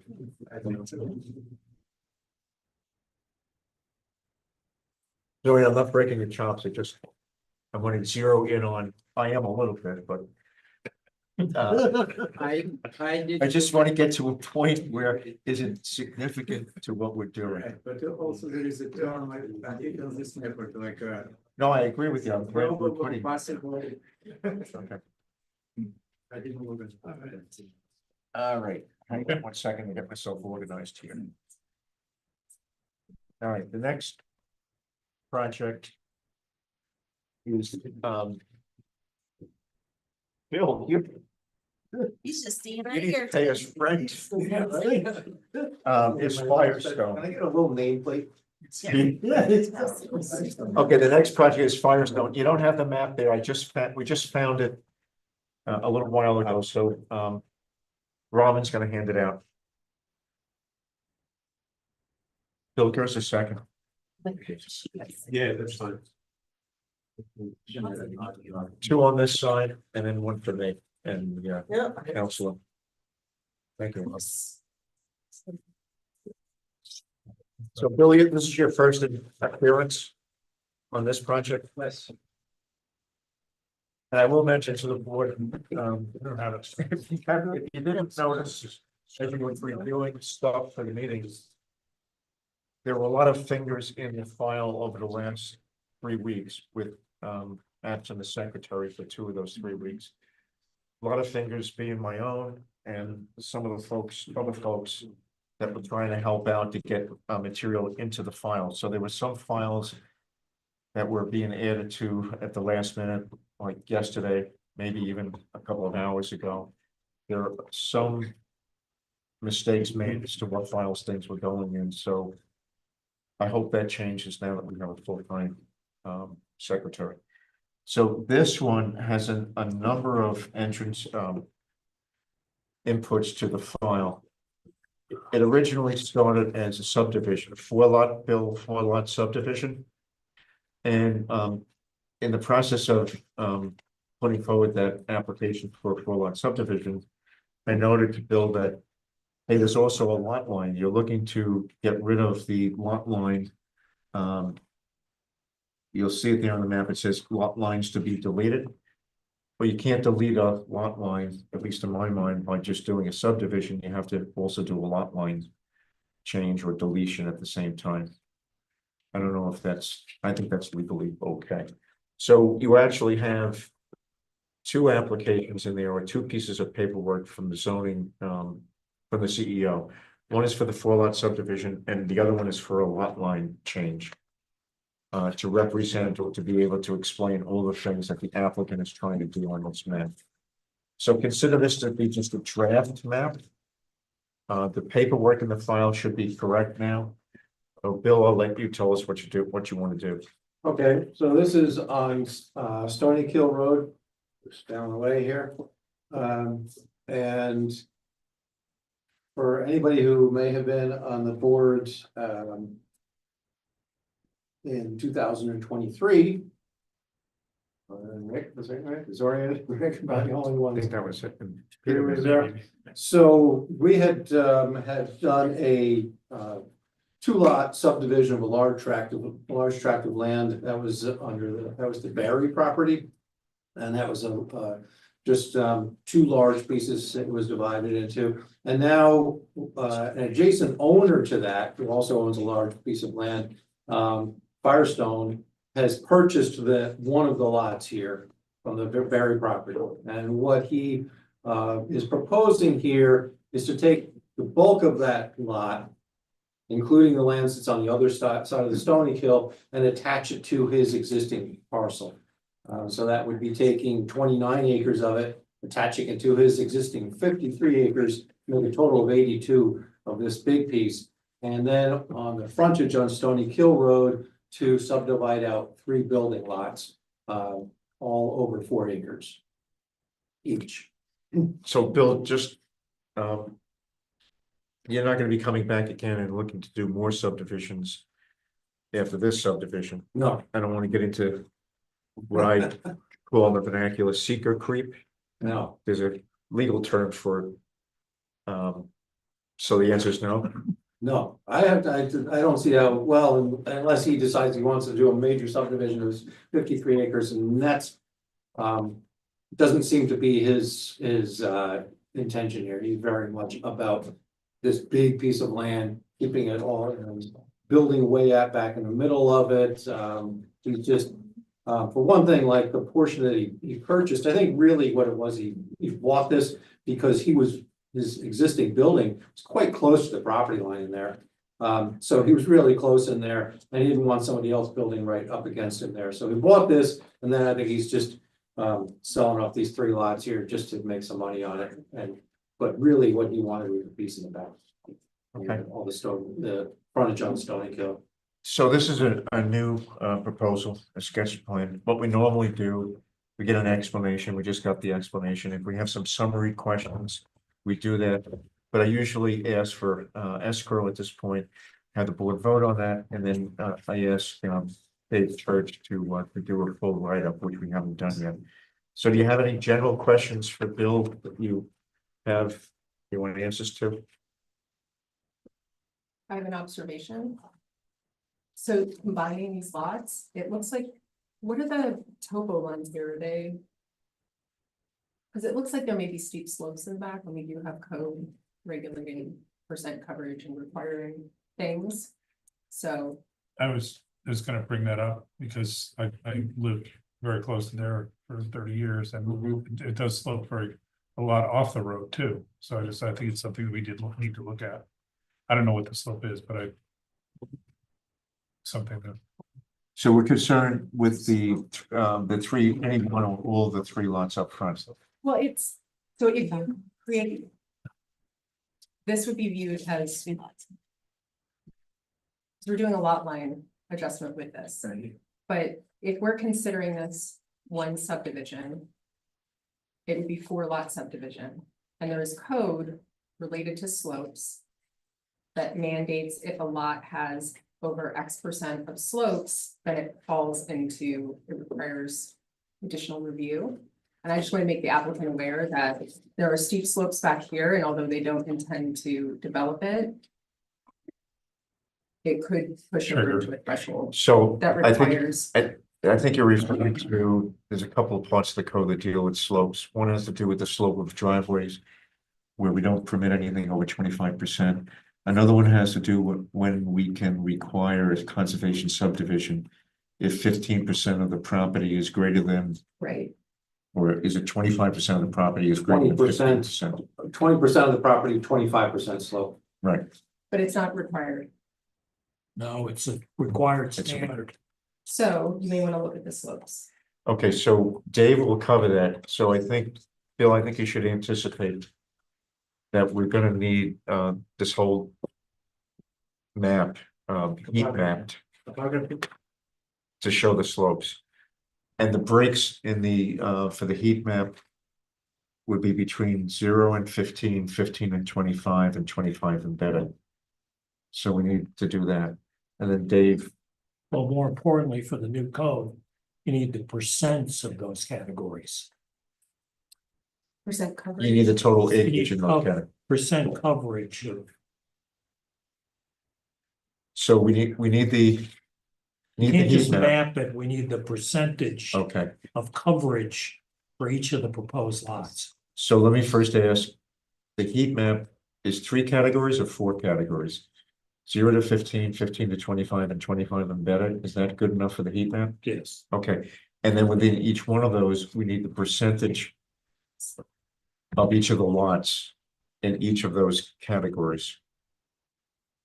Am I saying that correctly for the code? Close enough. Okay, Do we need that for this parcels being well, I think we would. unadjusted? I think what we need it for, I believe what we need it for is the new site. The 3 lots, yeah. Well, the 3 lots and everything in the back. Of the 3 lots. What you have in the inset up here. Yeah. That whole property, you need to do a heat map. We're not concerned with his existing lot of 53 acres because he's not touching that. He is including some more into that, but what we're concerned with and what's being subdivided and then added to this 53 is a heat map of The 29 acres plus the lots up front? I'll defer to, I'm looking for some confirmation. I'm just assuming, Code says the proposed lots. so the 3 lots. Plus, I would interpret that as the larger with the lot line, it wouldn't be necessary to do this. that's how you interpret it? Okay, Off the top of my head, yes. anybody think differently? No, I agree, there is no practical purpose for. For slabs so that open big spaces, and that's not gonna be buildings. Well, nothing's gonna be built back here. The last Right, time we so- had this, where we insisted on a conservation subdivision, there was building going on through the whole property. You had 2 up front, you had 2 in the back, if you remember. Dignified dwellings. The back is not gonna be touched. It's gonna be lopped over into the 53 acres. It's these 3 parcels up front. So let's assume, I'm jumping ahead to the implications of the code, but I might be wrong. If there's a total of slopes in excess of what the code says, then these 3 lots potentially would not be able to be separate lots. They would have to form some sort of conservation subdivision. I don't know, but. Where I'm going with this is just to make sure that we get out in front of it so that it doesn't come up at the end and put things up, Okay, that's all. so why don't we do the heat map? Would you agree to do the heat map of, I think it's, well, I would defer to that. I think Dave it's is the saying- whole Thing, I think it's, you have to do it for everything, including the property that, because there's a lot line adjustment, I don't know enough, legally, I don't know. Dave, do you want to weigh in on If this? the lot line adjustment makes this all one action, or if that's separate from the subdivision. So if you remember the requirement for heat map that we went through with that project dignified dwellings. What I think Dave is saying, you want the heat map and the calculation for this portion of the property. This inset. No, right here. it's gonna be for the proposed lots, one way or the other. Question about the big lot, Dave, what's the provision? 125-12. We'll go with what the attorney Yes, says. yes, please. You want it, I got it right here. I'm gonna pull it up. 125-12, you said? 125-12. No more than 20% of the proposed lot, so this is in general subdivisions. The problem is this aspect of it a subdivision? It's a removal of a lot line. It's a removal of a lot line. Does The that- subdivision is, Separate application for that. Lot It's a line lot line changes aren't considered subdivisions in your code. Then that's the answer to the question. What was the answer? what did you just say? Lot line adjust, well, I'm using the generic term. This aspect of the Lot project, line changes aren't subdivisions in your code. Oh, according to the wisdom of the professor here. This aspect of the project where we're removing the lot line is not a subdivision. so then it's not. subject Therefore, to the subdivision rule that requires no more than 20% of a proposed new lot be on certain slopes doesn't apply to this because So it's it's not only a the front. subdivision, it's the erasure of a lot line. So that's great, because then it's just the front part, So It's just the first one. that's great. Okay. once again, Bill, did you hear that? the law gets where we wanna go. So it's just the 3 lots. Yep. Okay, Again, so we're talking about core forest on those, along those 3 lots. If you look at, where is it, north, south, it goes. we'll put in the overlays, and the setback, you had the setbacks, but the overlay of core forest. Ours, it's unless they changed it, it was lands on the other side of the road is Fort Forest. When we did the berries. It's coming up on the map. Like I said, unless they changed it. Years ago, it was. This is Fort Forest? I thought this was Fort Forest.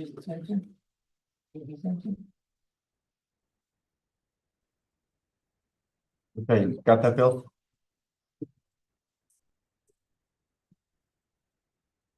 Those lines, not the colors. All right.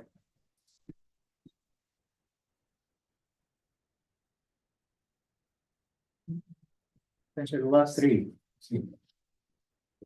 You got 3, maybe lot 2, part of the lot 2. Zorian, anything else? No. Okay. Anybody else have anything else I saw some reference to SHPO in there, archaeological. Okay, Dave will pick that up when he does this. Yeah. All right, so I think unless there's any other items, Dave, you're gonna do a full write-up on this? If you'd like, I sure would. or when? Um.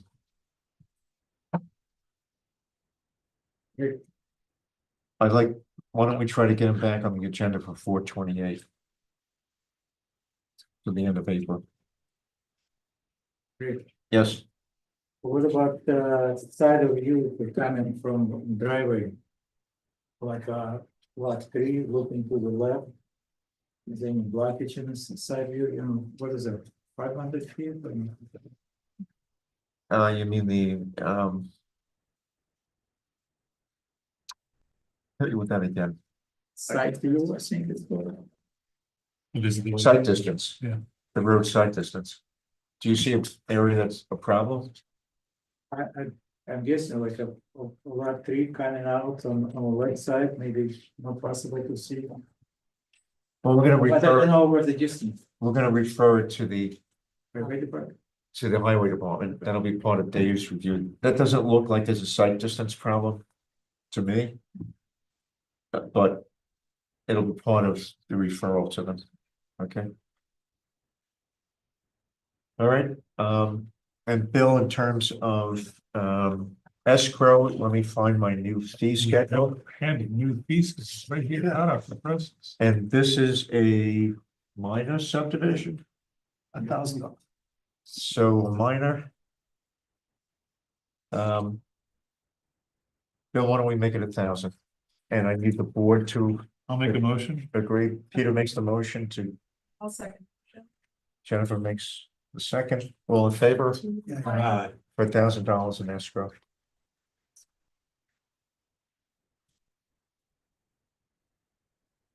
Okay, All right, thank you, Bill. good. I am gonna leave. Go Hey, you want to stay and watch for a while? You might miss something. Okay, the next project is Ackport Social. Oh my goodness, we've been missing you guys. Rick, I know we said about delivering the letter. I didn't have all the PDFs yet. Thank you, Bill. To email you. It's the letter, and then on top of that, it's Good night. estimates for the landscaping. Why don't you hold on to that and open up with that? And then I need it in a PDF. Yeah. And I'll distribute it to the rest of the board, but why don't you just, you're here just to give us an update, I guess, right? Well, with an update, and then we had talked about getting the county for county review, Okay, because we had done the switch. so shoot with the easy stuff first. So this is the partial waiver of the bonding of the site improvements. Basically, we had talked about getting bonding only for the landscaping of the project and not all the other infrastructure. So in our site plan rules and regulations, there's a whole section on bonding. In a different section of the code, there's a whole bunch of stuff about bonding for landscaping, and then you have this other section that talks about bonding for all the infrastructure, walking, curbs, road, electrical, cable, all that stuff that would normally go into a subdivision. And my experience has been that you ask for a bond for all of that, where you have a subdivision with houses being sold to the people. They put their money down, they pay, they get the mortgage, blah, blah, blah, blah, and then all of a sudden the builder disappears. And none of the infrastructure goes in, and so the town has to bond in order to hire people to put the infrastructure in. This is not a subdivision involving people gonna be habitating the area. If for whatever reason the applicant was to abandon the project, I don't know that I think some towns do it anyway, but I don't know if any town wants to own a restaurant. To have a bond, to put in all the infrastructure in order to do what with the restaurant, to sell it, to run it. So in my discussions with the applicant as to what goes with the bonding, I suggested that they ask for a waiver of that portion of the code. But no waiver for the, and only do the landscape portion. The idea there being, it may not be done. if it's not done because it's not the time of the year to do it, I get it, but it just doesn't get done. We've had a couple of projects like that where they just didn't do it. And there was no bond. So that was, I suggested, well, that's one way of approaching it. And so what Caleb did, he prepared a letter. I didn't have time to get it onto the Google Drive. Prepared a letter suggesting that and also attached to it estimates for what that bond would be. The bonding process for landscaping does involve the town board. It has to go to them. They look at it. Our engineer looks at it, by the way, before it goes over there, and then the town board says, fine. And at that point, it's sort of out of our hands, except there's an escrow that's been established that's funded by this bond. So what I want to know from the board and from our attorney, and Dave, I'm not sure, I think we talked about this, but I don't remember. Just want to know from our attorney what you think of this and what the board thinks about waiving it for all those other infrastructure items. I may have missed something and presuming that the town doesn't want to run a restaurant. Maybe we want to run a restaurant. I'm in favor of that general approach. But my question would be, is there a circumstance where, you know, things go awry, the project's abandoned before all the, earthwork is done, for example, and there's a problem with runoff or something like that. I don't want to, if that's a large risk, I would just want to protect the surrounding landowners against that possibility. I don't know if that's a real thing. It's not a real thing. Sorry.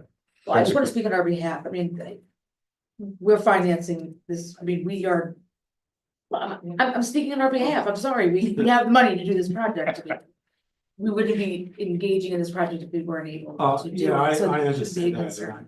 I know with the best of intentions, we always, people move into enterprises, but it's unforeseen circumstance. No, Michelle, I want to speak on behalf of us and that there shouldn't be a concern. I mean, we're happy to, of course, do whatever you want, but I don't want there to be a concern that, in any way, but we're going to walk away from a project that we've already. I don't have a concern. I think we're very committed. What the member is simply saying, bleep happens. Sure. And if whatever happens and it's left in a condition that affects the roadway or neighbors, whatever, I think that's what that's is referring to.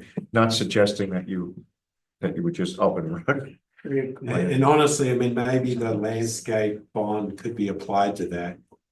That we worded in a way that it could be applied. Depends on how big it is. Yeah, I feel the same concern with David, especially with a lot of earth moving on the property. And suddenly, they abandon the project. What's gonna happen to? The earth moving you're referring to is the demolition of the barn, the demolition of the house. Right, and they also have to. Scouring of the front portion. Replanning the property because they're saying the rainwater is not gonna run to the streets, so it's gonna run another way. I'm sorry. Rainwater is not gonna run towards the street, towards the 209, but you're replanning, so to a lot of earth movement there. Well, before we're allowed to do any of that earth, we do have to get the notice of intent for the DEC as well. No, I understand that, but I'm saying if suddenly you draft the project. And who is gonna complete it? Well, no, the same, the landowner would be responsible for possible fines if they didn't control stormwater of the site. There would be other implications to, if you stopped working, they still have a. Who's that? Well, the owner of the property. From the DEC. From the DEC could still, if there was something, problem with the runoff specifically for stormwater, we have to get a permit for that. So under the permit process, the DEC could enforce fines on the property. But who is gonna be owner at that time? You or just you're gonna somebody next?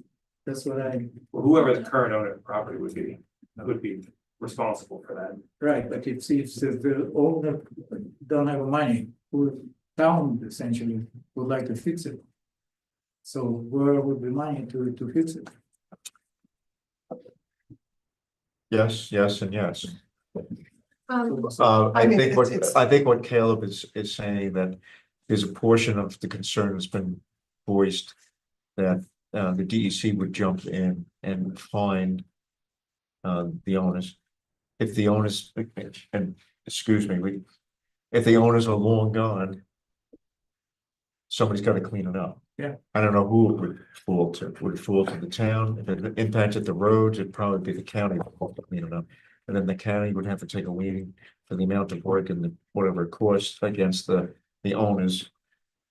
So But so isn't the bond I mean, process for the purpose? the bond, I don't know, the bonding would have to be specifically for that purpose, and typically. I don't even know if that's included in the code that you would bond for that particular purpose. There's a whole series of things that are listed that you would bond for.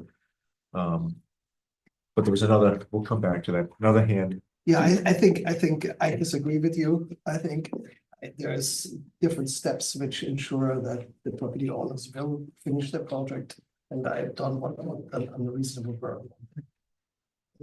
Is to have a small business, and I want to make sure that they can really follow through with their plans. Did you get an estimate for the landscaping, and do we have an idea of how much that bond would be? We have it ready. We have. Just give us the total account. You said that in the email, but I'm not sure the total's on this sheet. Here. It's 38,500. Oh my God. How much landscaping you put, my goodness. Plants are expensive. It's gonna be. I was actually kind of surprised on the street prices, honestly. And you know, that's to fill bioretention Well, basins that and could things be like So, that. so what Compromising, would yeah. be the bond amount? That's, is that the cost to put it in, to buy, put in and replace? Cost of plants, installation And and trees. yeah, the trees and installation of plants themselves. And so the bond is 110%, I believe, is the number, either 110 or 120% or whatever the quote Pretty is. sure it's 125. Oh, so 125. you're prepared to put 125% of. Well, I think if that bond Yeah, money is yeah, there yeah. available, that's enough. That's enough for put landscaping Because- in. Yeah, well, what I'm saying is that if that bond, you know, we understand it to be for landscaping, but if that could be applied to my concern, which would be, you know, I hate to, you know, make up stories, but you know, there's an impact on an adjoining owner or on the highway, you know, water going on the highway, there's some money there to rectify that. So I'm looking towards our attorney, who's a bond expert. Could you use that bond towards other? Could you use that bond? Before you get to landscaping, which is Yes. gonna be. What do you one of the think? last steps.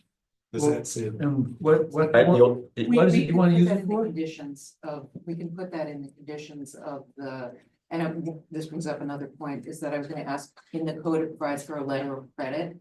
It says a surety bond or a letter of credit.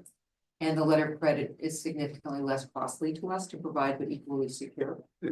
The code does mention it can be any vehicle. You can Right. give us cash, you can give us a bond, you can give us a surety bond, you can give us a letter of credit. Whatever is redeemable if certain events occur. But we could put that as one of the events. We could say to be used for. So you would be landscaping. willing to say it's for both landscaping as well as for Yeah.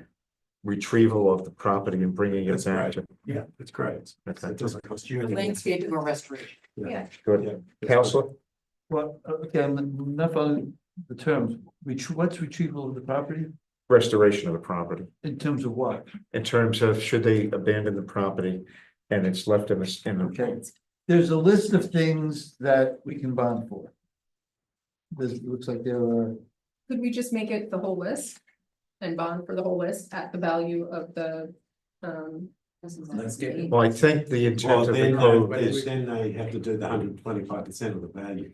no, Well, yeah, that's specific to Jennifer, the intent of the list is to say, come up with if any of the items on the list, the way I you read the have to code. value it separately. You have to give a value to each one of the items on the list that applies to you, and then the bond has to be for that amount.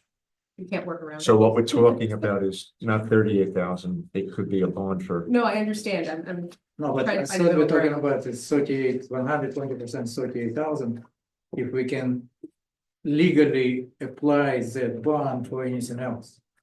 and what if the cost of restoration comes out to be $200,000? Okay, then it's another Then story. you're Another the story. proverbial, you know what with that. Yeah, but that's a maybe. I'm just. So at some point we have to make a decision, just let them bond for everything, go back to the code and just, the code allows us to do for all the items that are in that portion of the code. Just do it that way, whatever the course may be, or just say we're fine with the, what's gonna happen there, and we're only concerned about the landscaping. Dave? If you're only concerned with the landscaping, then bond for the landscaping. If the first provision here is site grading, so which I think got into a lot of the things that you were talking about. Yeah. So you can bond for the site grading and including replacement of topsoil and seeding. So this is for restoration. This is for fixing problems, right? So you get site grading and drainage. Site grading and drainage are 1 and 2. Landscaping is far down number 6.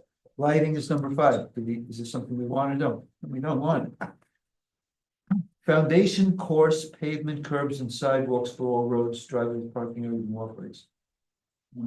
Subdivisions. Water and sewer systems is number 3. So 3, 4, and 5 I'm looking at as, I haven't heard anybody say anything about it. Water and sewer systems, foundation, course, pavement, lighting. Is this something we're bonding for? No, because they're the things that fall into the category of So then a subdivision. we still got 1, 2, and 6. And let me just pull up 7 for a moment. 7, that's discretion to only require restoration bond, etc. So 7 is not a discrete category of thing. So we're looking at 1, 2, and 6. Site grading is 1, including replacement of topsoil, etc. 2 is drainage, including waterways, and 6 is landscaping. Yeah, that's what we're doing. Okay, Makes so sense. Taylor, can we all right with that? I am. Yeah, all right. We're good. Good. Are you guys familiar with the section I'm looking at? Yeah, no, we went through 6. Well, we went through the section and we were specifically looking at landscaping, which was, I believe, item 6. Right. But some of that site grading is not specifically impacting drainage, it's for DOT. Do you know what I mean? Like a chunk Yeah, of well, that. that's what I, In fact, that site grading. I would argue that the DOT's required site grading is the bulk of the site grading. Taking out that initial hill. well, And the cost of that would be worse for the hill. if you're looking at just drainage, you'd be talking about the bioretention area that's up front. And Yeah, but then the coinciding swale behind. Right. Like if you didn't build anything else, none of the other drainage would be necessary. Right. Like, So you meaning wouldn't- not you didn't all have- of the site grading necessarily affects the drainage. I'm not following you. I understand. I mean, is it possible that we can bond for part of the grading, not the entire thing? Sure, but I just want to. So what I would say is, you give us a proposal about what the scope is, and then the percentage which, you want to bond for, and we'll listen to that, and then. Percentage of it? Bond for, So that bond bond- for a portion of that site work as opposed to the whole thing, rather than, because I mean, none of us want to. Create an undue burden. I would even say restoration and other couple items versus landscaping. Let's say they build everything. And it's restaurant and landscaping is not done. Right, so next owner picks it up. So why don't we go with 6? And what I heard, which is landscaping, if everything's built, then don't put in the landscaping, so we go with number 6. No, I said, don't go with number 6, go with restoration and drainage. That's all you're concerned with? Right, and landscaping, let's say they build the restaurant and everything and they have not done landscaping. According to the code, in 2 places, the amount of the security is set by the town board. Town board. So yeah, right, it goes to. No, they look for. They look to us to give them a number from the applicant that is confirmed by our engineer, and then they say, you're okay. They don't set the. It may say that, but that's not, I'm sorry, that's, somebody changed it again. I'm just a humble scrivener. The performance security shall be an amount approved by the town board. Approved, yeah, but we give them the input. There's another section that says. Let me try number 4. All right, so what The are we, performance, security, and the full amount established by the town board shall be posted, etc. All right. okay, so Just what are we, reading. Go. I don't know what everyone else thinks. I like the idea of coming to us with a proposal that we can comment on. So a proposal though, just to be clear, for like the grassy swale and the bioretention basin. Yeah, so, you know, you have, I mean, I guess that do you already have estimates of what that site work Not is? for the site work. Cost, okay, because what I would say is, Yeah. we're trying to bond for a portion of that. So, you know. And that would be bioretention one and the grassy swale. Yeah, well, those are I different. mean, we'll listen to your logic and then bond against it. Yeah, and you can explain why it's not all of it, but a portion of it. And then not to do landscape. I'm okay with that. I don't- Well, I think the landscaping is there, correct me if I'm wrong, I think the landscaping is there to make sure that that amenity is placed in there. I mean, at the end of projects, people often run out of money. Mm. And I think that, I believe that the bonding for the landscape is because at the end of the project, you know, it's like, oh, Again, it's subdivision. you know, it's running out of money, Is it and make necessary? sure that you're protecting, you know, it's the humanity of the community Subdivision. by. putting in there. so let's do the estimate of one, I think we said do an estimate of that 1 and 2. And then do the landscaping. Is what I'm hearing. And how much? So 1, 2, and 6, I'm not looking. Yeah, at- we're right back to 1, 2, and 6. And a proportion of it, if you feel it, okay, We'll have discussion about that, yeah. okay. All right, so there were other things you wanted to talk about, update us on. With the SWIP now in, I was hoping that maybe we could, get a sense of Ulster County for review. So I got a note from Greg that he wasn't finished looking at the SWIP. So the purpose of going to, help me out here, let me think aloud. The purpose of going to Ulster County, which I would like to get this to Ulster County, is to give them everything. So we've got the hydrological study. We may not have all of Greg's comments. I think there was still a few things. Where we are, do you want me to tell you, repeat where I believe we are? Well, I'd like to get to, are we gonna give it to Ulster County planning board or not? Do we have a full hydrological study? It won't be completed until they actually finish the work. So right now we have the proposal and the plan, but it hasn't been undertaken yet. So there's no results. Okay, so there's no result. The SWIP we do have, and it's being reviewed by our guy.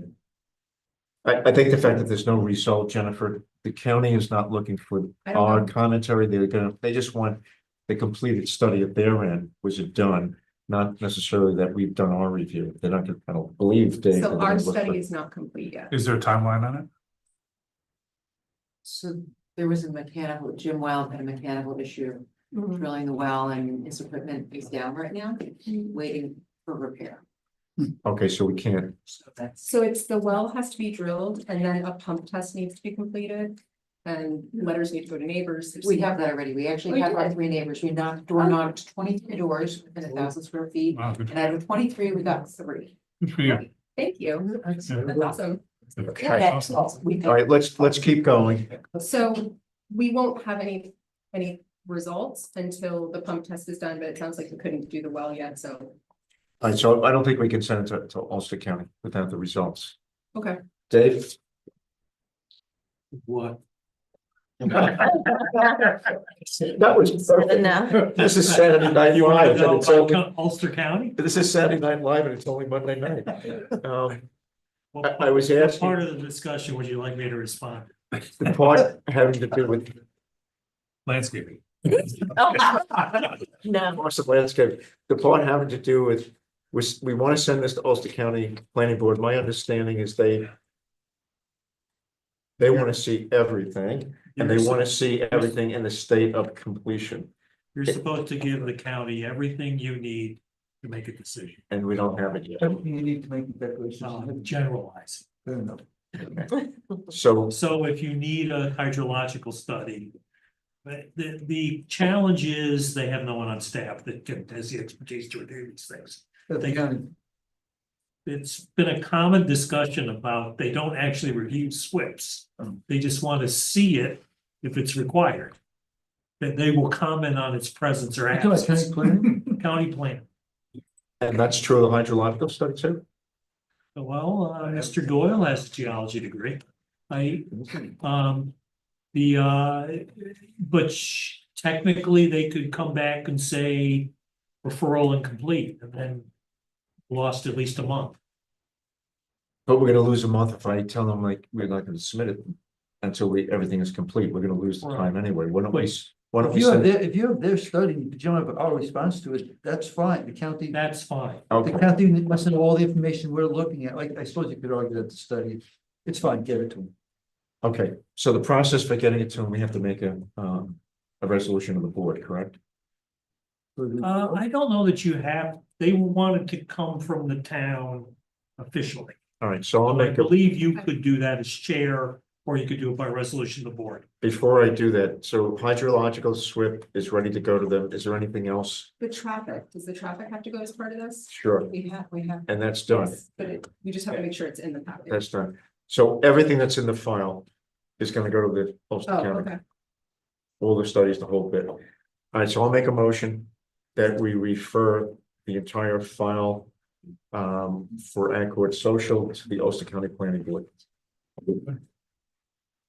You're gonna miss the April meeting anyway, When is the April meeting? next Wednesday. All right, so No, it's this Wednesday, the first, No, second. You mean in the county? but it's the, okay, so we missed that. he's trying to trip me up. We missed that, but we get it in and we'll make the next one. Okay, so I made the motion. Who seconds? I'll second. Peter seconds. All in favor? Aye. Nobody's opposed? Six, Okay, zero. cool. We got it. What else? Maybe. I don't really think of anything else specific. I don't think we're gonna schedule a public hearing yet. I don't know if you have any more insight on. Just on what we're gonna wait for, like the water report to come back before we schedule a public hearing. I think you should. I I don't know what your thoughts are. You know, when you don't save anything by. If we go forward with it and they come back and there's a whole bunch of things that they want to see.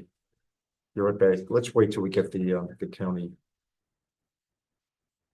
I know there's a slight. Well, let me put it this way. We could schedule it at the next meeting of the 14th. We could. Potentially, we could schedule the public hearing, but we're not gonna do it until May. The public hearing.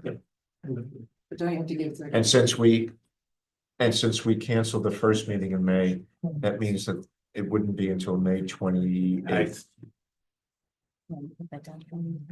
All right, so if at the next meeting, we say, all right, we're gonna schedule the public hearing. And actually, we could actually do it right now. We could schedule the public hearing for May 28th. We're certainly gonna get back the Ulster County material. We should have all of the responses from Greg. And water and. We thought there was the water a hydro study done Did we do a declaration? We'll have by the end of May. Yeah. No, Yeah. Well, why, did we just start this? I think we just went through that. Thank you. You don't know about. Give it to us again.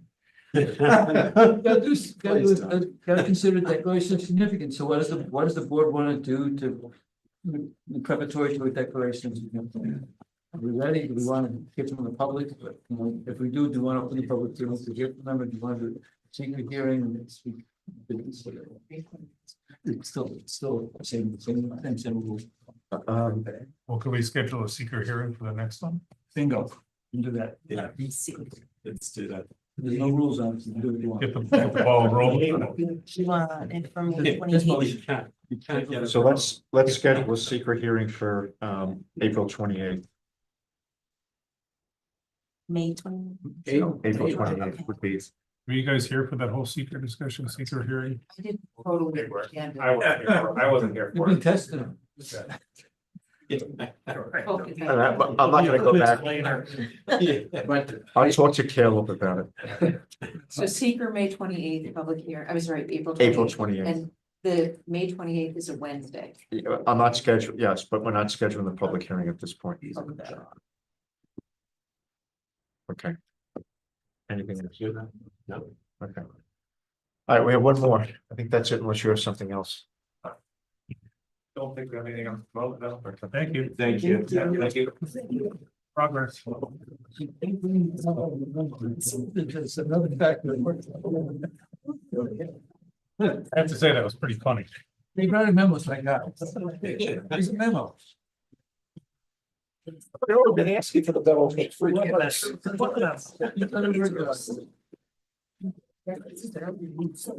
Each 5 copies printed. Okay. So we have with us tonight, the gentleman from, Pine Grove Resort. Why don't you introduce yourselves? Good evening. My name is Mike Calisi. I'm the engineer for the application. The proposed Sure. application is located at the Pine Grove Resort, formerly the Pine Grove Family Dude Ranch at 30 Cherrytown Road. The parcel is 117 acres. So hang on one second, Mike. I want the other two guys to Oh, I'm introduce sorry. themselves. John Grice, so we have the owner. So Joel, you're one of the representatives for the owner? Yes. Basically, I'm the owner of the owners. So my name is Moses Tesla. And Okay. So I have just a couple of upfront, things to get out of the way. What name do you want us to use, for this project? Pine Grove, Raft Tom? That's perfect. Pine Grove Resort? Okay. And Joel, you're a representative. Moshe gave you permission to be a representative, and the same for Michael. Moshe, for our records, you're the owner. I'm the owner's rep. You're the owner's rep. Correct. Okay, so you don't want to list the actual owner in the documents? Actually, I'm not. I'm the owner's rep. No, he's asking, do you want the owner, the actual owner's name on the documents? No, it's okay. So you're the owner's rep? Yes. Okay, we have your name there, that's fine. Perfect. Just to Okay. clarify, he's the owner's rep all year round, not for this project. He's managing the site Correct. all year round. Okay. But you're the owner's rep for this particular portion, this particular project, Correct. as well as being the site manager, that I knew, okay.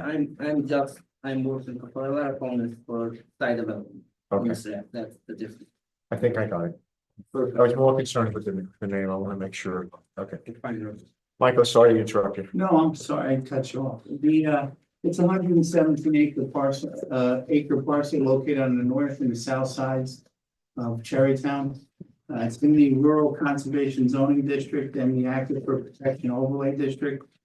Currently, the project proposes to replace an existing dated and insufficient kitchen and dining facility that's been around since the inception of the camp. They're proposing now a 20,000 square foot facility that would comply to all zoning regulations and requirements. Currently, the facility is permitted for 126 rooms and 570 people. The dining capacity is about 249 people. So what they have to do is they have to do it each meal in 3 shifts based upon the size of the existing dining hall, which is just inefficient. It requires a lot of energy use. It requires that it gets away from the community feel that the facility likes, that they can have everyone sit at a table at once. But approving this facility or considering it allows the application to make the facility more efficient. It also allows, and when I mean efficient not only in the use of the facility, but efficient in the energy code and everything else that would go along with the facility. There's no change proposed to the number of rooms, the number of campers. There's no change or any additional requirements for the water or septic systems. The applicant will respectfully request a waiver of the hydrogeological study for the facility because there is no change to the water system or to the septic systems. It won't be required. The applicant would like to move forward with the application at the board's discretion. We were hoping that perhaps we could schedule a public hearing for the next available meeting, barring that we meet the requirements of the consultants and the board. Okay, so, the board has gotten, Mike, your Good document, they have that, they have all of the paperwork around the CEO determination, around the application. They have copies, the PDF copies, Joel, that you provided us with, so they were able to look at the maps. By the computer. This is the first time that they've seen a detailed map at this meeting, but they've seen the maps. So I think it's safe to say that there's a couple of questions that we probably will have, so I'll toss them out there. One of the things that we had talked about whenever we last met, when we talked about, here's what the board needs, maybe the site plan. One of the items that was mentioned was that it was 50,000 square feet, that the entire building consisted of a 50,000 square foot building, which had a 20,000. Oh, you're talking on each floor, okay. Okay, Understood. well, the whole thing was 50,000 square feet. The footprint was, we talked about, we rounded it, but you rounded it to 20,000, the map says 22,000, so. The only place that I see 50,000 mentioned is actually in the CEO determination, Jerry Davis's. In the document, in this document, Mike, that you prepared, I didn't see, and maybe somebody else who read it might have seen it, but I don't see any reference to the 50,000. I see reference to 20,000 footprint. I see reference to 10,000 of that 20,000 is going to be mechanicals and the kitchen. The rest presumably is going to be the actual dining area. So I do remember that we chatted about, I need a clear description in here, and it didn't appear. It's a really good description. It's really good in going through the code and asking for, or stating where you think you met the code, where you're looking for waivers. But there are some key points that are still missing. The total of the building is 50,000 square feet. The total of all the foot, like the floor area ratio, the floor area would be 50,000. Total of 50,000. The footprint would be 20,000. Okay, 20 or 22? 22. 20, all right, so it's gonna be 22. So we need this revised to say that. Then we got into a discussion at one time about each of the floors. I'll call it the first floor versus the basement. Both are 22,000 square feet. As I understand it, let's say 22,000. The first floor is the dining hall. And just where I'm willing to say, no, you got it wrong. First floor is the dining facility along with the kitchen. Multiple kitchens. Total 10,000. The kitchen is gonna be 10,000. And the dining is 10,000, or the kitchen is 5,000 and the dining is 15,000. So the dining is 10,000. Right. Kitchen and storage is the 10,000. total about 10, 12, something like that. So just state that in this document so that it adds up to 22,000. Then we talked about the basement, I'll call it the basement area. And I'll get to why I'm saying I'm calling it the basement area. It depends upon how you're accessing these areas. Is it gonna be walk out, walk in, whatever? What's the elevation of the building relative to the land? But there's a basement area that we talked about that's 22,000 feet. And when we talked about, well, what are you using that for? It was mentioned you're gonna use it for storage and mechanicals. And all I said, my comment was, that's a hell of a lot of storage and a hell of a lot of mechanicals to put into 22,000 square feet. And I asked, what are the other uses that this building might be portrayed for, or that you may want to, well, we don't know, but we have some ideas of some things we might want to do, but we're not sure. I said, okay, I get it. But then we have to get into the whole business of, do you have enough parking? And I hope that the board, if you want me to stop, or if I'm going in the wrong direction, I said, well, if you don't know the use, that creates a problem in terms of parking. So right now, the facility has parking, X number of spaces. Since we need to have a base case, what is the current number of spaces and where are they located? I need to see that on the map. And that's a simple calculation based upon the rest of the use of the property. Forget for a minute about the 22,000 square feet. So whatever you have in terms of parking is sufficient for the other uses on the grounds. If it's 150 cars, if it's 160 cars, if it's 250 cars, whatever it is, it's apparently sufficient because you've been working with the CEO up to now. It's sufficient parking. And I understand the way you described it to me. There's no more parking involved in the dining facility because of the dining facility, because the people dining there are the people that are there already accounted for by the current use and the current parking. So good, we got a base case.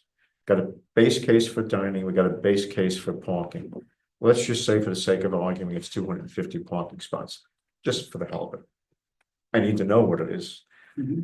The extra use, the issue that I have and the board may have, the extra use for that basement area may require some parking. If you're going to do a separate educational facility there and bring in more cars because of whatever that use is, you're going to need more parking. So, Just so you understand, most people that come there, they come by bus. okay, I'd say almost everyone that pretty much, other than maybe staff and a few Okay. visitors. So what happens is once the buses drop them off, they leave. They don't stay, they don't sit there anymore. They go okay, back. so we need that in here. We'll describe that in the I may have narrative, missed it, and I but it- understand you want a narrative of how each floor breaks down. Well, but more than that, I want to know what that other 22,000 square feet of use is going to be. And if you can't define it, at some point, we're going to have a problem in terms of water usage, septic, potentially. Water usage, septic, Well, typically a health department for a camp is defined by the number of campers or people that attend the camp. It's defined by the 50 gallons is a base per person per day. So if the use of the people doesn't change, the septic doesn't change. So what you're telling You would me- have to add, is you're never going to have any more people on that facility than what you have today. that's different. Then that would require them to go to the health department to get the number of people who could go to the camp changed. So what I'm grappling with, and here I'm almost, I need to turn to our planner. What I'm grappling with is, how do I give an approval for an undefined use down in the basement? Well, when the use doesn't make any sense, 22,000 square feet of storage and mechanicals. Put that aside for a minute, and then I forget where the other 10,000 square feet is. That's the second story. I That's the believe, would be atrium. 10,000 square. All right, so we'll come back to the basement. I need to see the four sides from the outside. I need to see the visuals of the building from four sides. That will show the board 10,000, 10,000, 22,000, 22,000, 10,000. They'll see that. And then I almost need to see a cutaway so that I see that 10,000 feet up top is actually an atrium. There's no floor there. You're not using it for any purpose unless you are. Because you talk about an atrium. Do you have a 10,000? He's counting as part of the floor area. Well, So, I think but he's what we also can talking do about an atrium. It can't be to both an assist the atrium and board floor area. is give them the four elevations as you've requested and give you the floor plans for each floor. Yeah. And that would at least give you an idea, and then we'll take the floor plans and we'll see what the use of the floor areas are gonna be, and we'll have to give you parking calculations on the existing. And then if there's any proposed additional parking, you gotta understand, we're adding loading docks to ease. It's very difficult to get any form of box truck or anything into the existing loading dock for the existing kitchen. Right, and you're gonna have that whole wraparound. that We you're have creating. we're proposing a better way to be less impact on Cherrytown with the deliveries and stuff like that. Backing up onto Yeah, Cherry. so, and I understand it's future ultimate use that you're concerned with of these floors, other than the kitchen dining area. So Well, the future we'll use. give you, we'll give Okay. you a little more detail on that. And in talking to some of the board members, there was confusion. Where's the atrium? So is it an atrium? But it's a high ceiling, right? Oh, so it's a high ceiling. It's You know not- what I mean? So, Okay. right, so half, unless I'm wrong and I can be corrected, half the dining hall is just gonna have a great room, Okay, like a high. and then the ceiling other type half of is room. gonna have, And then the other half of that area would be in the kitchen and the, your cold storage and stuff like that. your And then that freezers. extra half a story on top is actually gonna have a floor and there'll be some use up there. I believe so. I haven't seen the architectural, I've seen the elevations. I haven't really looked at Those the are floor. things that will be shown on the floor plan. Okay. So that sort of summarizes where I'm at with what was missing from here. And it's primarily parking by extra uses or whatever other use, water and septic, and I know you have to go to the county to get that anyway. But the No, issue, we shouldn't have to, because there's no change in the occupancy and use. So we're not changing the number of campers or the permit, any permits that are associated with the water or septic. So if we're not changing the use, we just reconfigure. you're not changing the number of campers, because that's what determines the use. Yeah, but we're not changing the number of campers. It's 570 people are permitted. So then they're not gonna go in excess of 570 people. Okay. So then you wouldn't have, it's like, because of the size of the building, it's 20,000 square feet. We won't exceed the acre in disturbance. A SWIP won't be required. So, we're, like I said, So I guess what I'm trying to get at is why do you need that extra so much space if you're not increasing the number of people? I know you need more space for the dining area. But I come back to that 22,000 square feet in the basement, which is gonna be all storage and mechanicals. and unless you gotta, when you look at the site, right, it's a knob that we wanna put it in. We wanna set the basement into the knob. So other than on one side where we loading docks for some of that storage, right? There'll be no, most of this building will be below grades, at least half of the basement's below Okay. grade, so it's really truly a basement and not necessarily a story. So that's why it's so important to see the floor plans. Yeah, because we can't understand it without seeing that. What about, will there be an increase in the number of employees? I don't believe so, but mostly here, What was that, I don't David? believe you need to. Increase in the number of employees, because essentially I read the narrative and it said, rather than do the cooking and 2 phases, then you are able to gather everyone in the place at one time, right? So I just wondered if there's going to be an increase in the number. By the New York State Building Code, right, or the ICC, you have to provide so many square foot per diner. So that helps define the area of the dining hall, right? Then it's a kitchen that's required to service that dining hall, and then storage, freezers, cold, not frozen, but just refrigerators. Then you have dry storage. So there's a lot of different areas of storage. Also, in my mind, you could almost consolidate some other areas in the camp to put storage within that building. That's probably so the 22,000 is really defined by the number of diners that you're looking to serve. That's their problem with the existing dining hall, why you can only do less than 250 people per meal. Is there gonna be an elevator? Any elevators in here? I don't know. I'm not an architect. In my mind, you may need an elevator just for accessibility to each floor level. So that needs to be part of the floor plan too. And that would be also incorporated into the mechanicals, right? Because elevators have extensive mechanical rooms. So. Are there any plans for additional restrooms or washrooms or anything in this? Since, to me, restrooms or washrooms would be what's required by code by the occupancy, right? So, but I can check with the architect. Yeah, because it just seems like, to have that many people in one space and, 22,000 square foot floor. But it is, they're looking to clean up this in camp. That's my best way, is that everyone can dine together and that you have enough facilities that you're not waiting for a bathroom or something of that nature. Right. So. Sorry. Yeah, I would like reading your summary.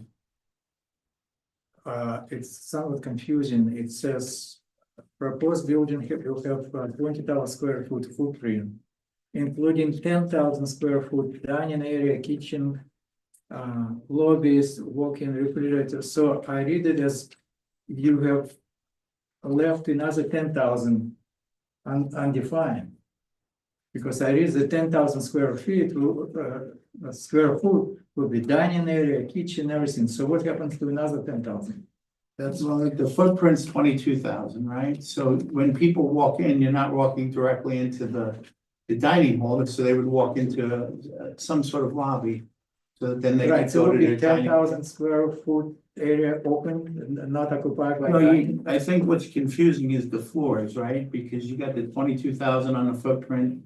You have 10,000 above above the kitchen, which would, the great room would be above the dining, and then you have the basement. So sorry, the 22,000 that he's referring to there, 22,000. A portion of that is going to be dining area. Let's say it's No, I 12,000. understand. So let's say you have one floor, 22,000 square feet. And then you're saying 10,000 square feet would be occupied for dining, kitchen, lobbies, walk-in refrigerator, freezer, administrative offices. So what's left, how another 10,000, 12,000 gonna be utilized? That's the kitchen, right? If you have. No, but it dining hall in the says, kitchen. Sorry, I think, but it says sorry, 10 square I think feet. he agreed that he needs to rewrite it. The No, The 22,000 is split between dining area of X feet, 12,000 feet. Yeah, because And the it other says 10,000. including square foot dining. and I know what it kitchen. says, but I think he said it's needs to be clarified.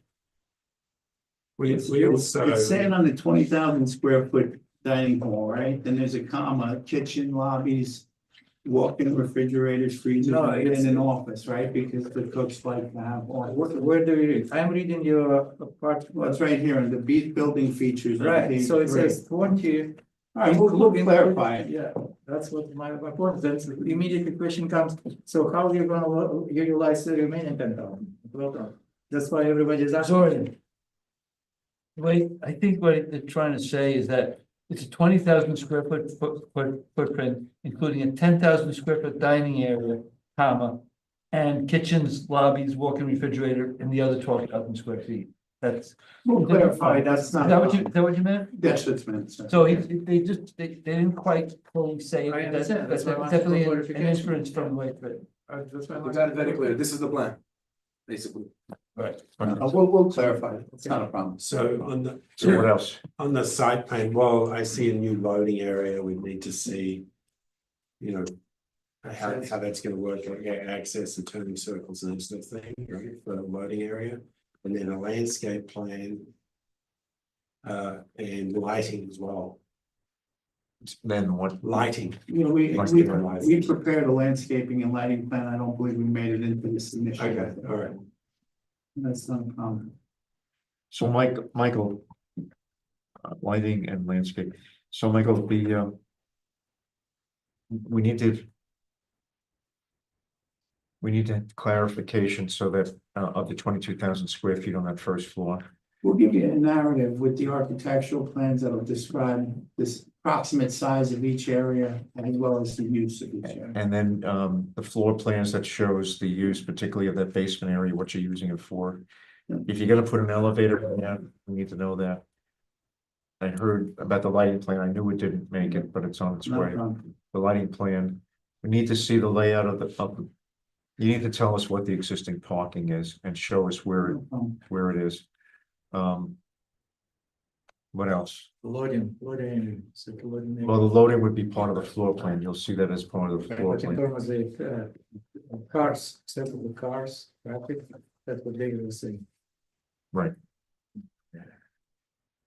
Anything else on the board? Jennifer? I understand that the permits from, if I'm understanding correctly, the permits from the county for water and sewer were based on occupancy. Is that correct? Number of campers is typically. Occupancy. However, there can also be peaking factors depending on how the site is being used. So I look forward to reviewing the floor plan layout and better understanding the use of the facility. To understand whether or if there are any impacts to water use or the septic systems. I would just add to that, have you indicated what the probable use of the 10,000 square feet on the, I guess, second floor would be? I have to check the architectural plans. I don't know off the top of my head. I don't want to give you the wrong information. I mean, I would like a representation, is, you know, you keep on talking about the number of campers, number that can be increased. Is there any chance that those become like offices or something? No, I feel important, maybe I should, hold 1 second. I see the board is very worried about the extra space, and I want to clarify that. We bought that camp, slash hotel 3 years ago. We don't want to build every year and not every 10 years. So when I start to make layout for dining and kitchen, it came out that it's a huge footprint because we don't want to make 2 stories, kitchen 1 story and the ballroom 1 story. We want to have everything on 1 flat for it's more practical for the trucks to back in everything. It belongs to the dining area with kitchen and storage will be on 1 flat On one floor. Yeah. Correct. So after we make our calculation, how much we need is the calculation was about 22,000 square feet. Then our dining area, we want to make it nice and make a tall ceiling. Versus the kitchen, it doesn't make any sense, especially with the Ansel system and the hood. It doesn't make any sense to make a high ceiling. So then it just came out that here is a dining area, and here we need a short ceiling, so we got another floor. Right. For whatever reason, I don't have any reason why to use it. Maybe one day will come up something and we will come back. The same thing is with the basement. All of our buildings have basements, and every building needs a foundation. So since we are using a good area for 22,000 square feet, since I'm an owner's rep and I need to do the best for the owner, I propose a huge basement for any upcoming, maybe in 4 years, 5 years from now, we will need something. So if you're worried about too much about parking, sewer, water, I believe parking, we have 100 acre and we will definitely come back. But again, what the owners want to have very, very soon is just kitchen dining. If the board is very, very worried about the basement, I can just take it off, I have no problem. You can what? I can just take it from the plans, I will not make a basement to finish. Because I remember when we spoke, so I think it's the 3rd time we discussed that I see that the board is very worried about it. So we really, really don't have any plans, but I believe whatever we will propose, room studies, whatever it was going to be, since we are unlimited with acreage, I don't believe anything will be a problem. And of course, before we will propose, we will come here and propose it and see what the board will say to that. But that was the story how the basement and the extra square feet came up because the layout we needed for 1 floor for kitchen, dining, and storage, that extra space came up. That makes sense. Yeah. So I think It's like bonus space, only because the loading dock can't get into the grade. If you look at the topography, it's a knob. So that can't get up to the 1st floor level easily. Yes, on the So when you calculated your dining hall and your kitchen, you would bring that down, and that's the basement. Right? Because there's not much difference between frost walls and whatever crawl spaces to doing a full basement. It's not much more excavation or whatever. And Moshe can correct me, these plans may change, because on that knob, you may find rock. You'd have to see for the cost to take out all that rock as compared to putting in a basement. I'm sorry to interrupt you, but you need to present it in details, that's why we're not gonna be discussing that. I hear the presentation and I don't have any quarrel with it. From my perspective, though, I'm still left with a prospect of essentially 10,000 square feet of just empty space without any infringement by any, kitchen thing. It's just square space plus whatever space there is in the basement. And even if that space was completely used up with the things you're suggesting, you're building 10,000 square feet of empty space. And the question I have again is whether that 10,000 square feet of empty space in any realm could attract people to the site that are not there now, which would increase everything else. And so I get the explanation, it makes perfect sense. I've still got 10,000 square feet that could become what? 20 offices or something. And I'm not even, and that, although you don't have plans now, those things can change over time.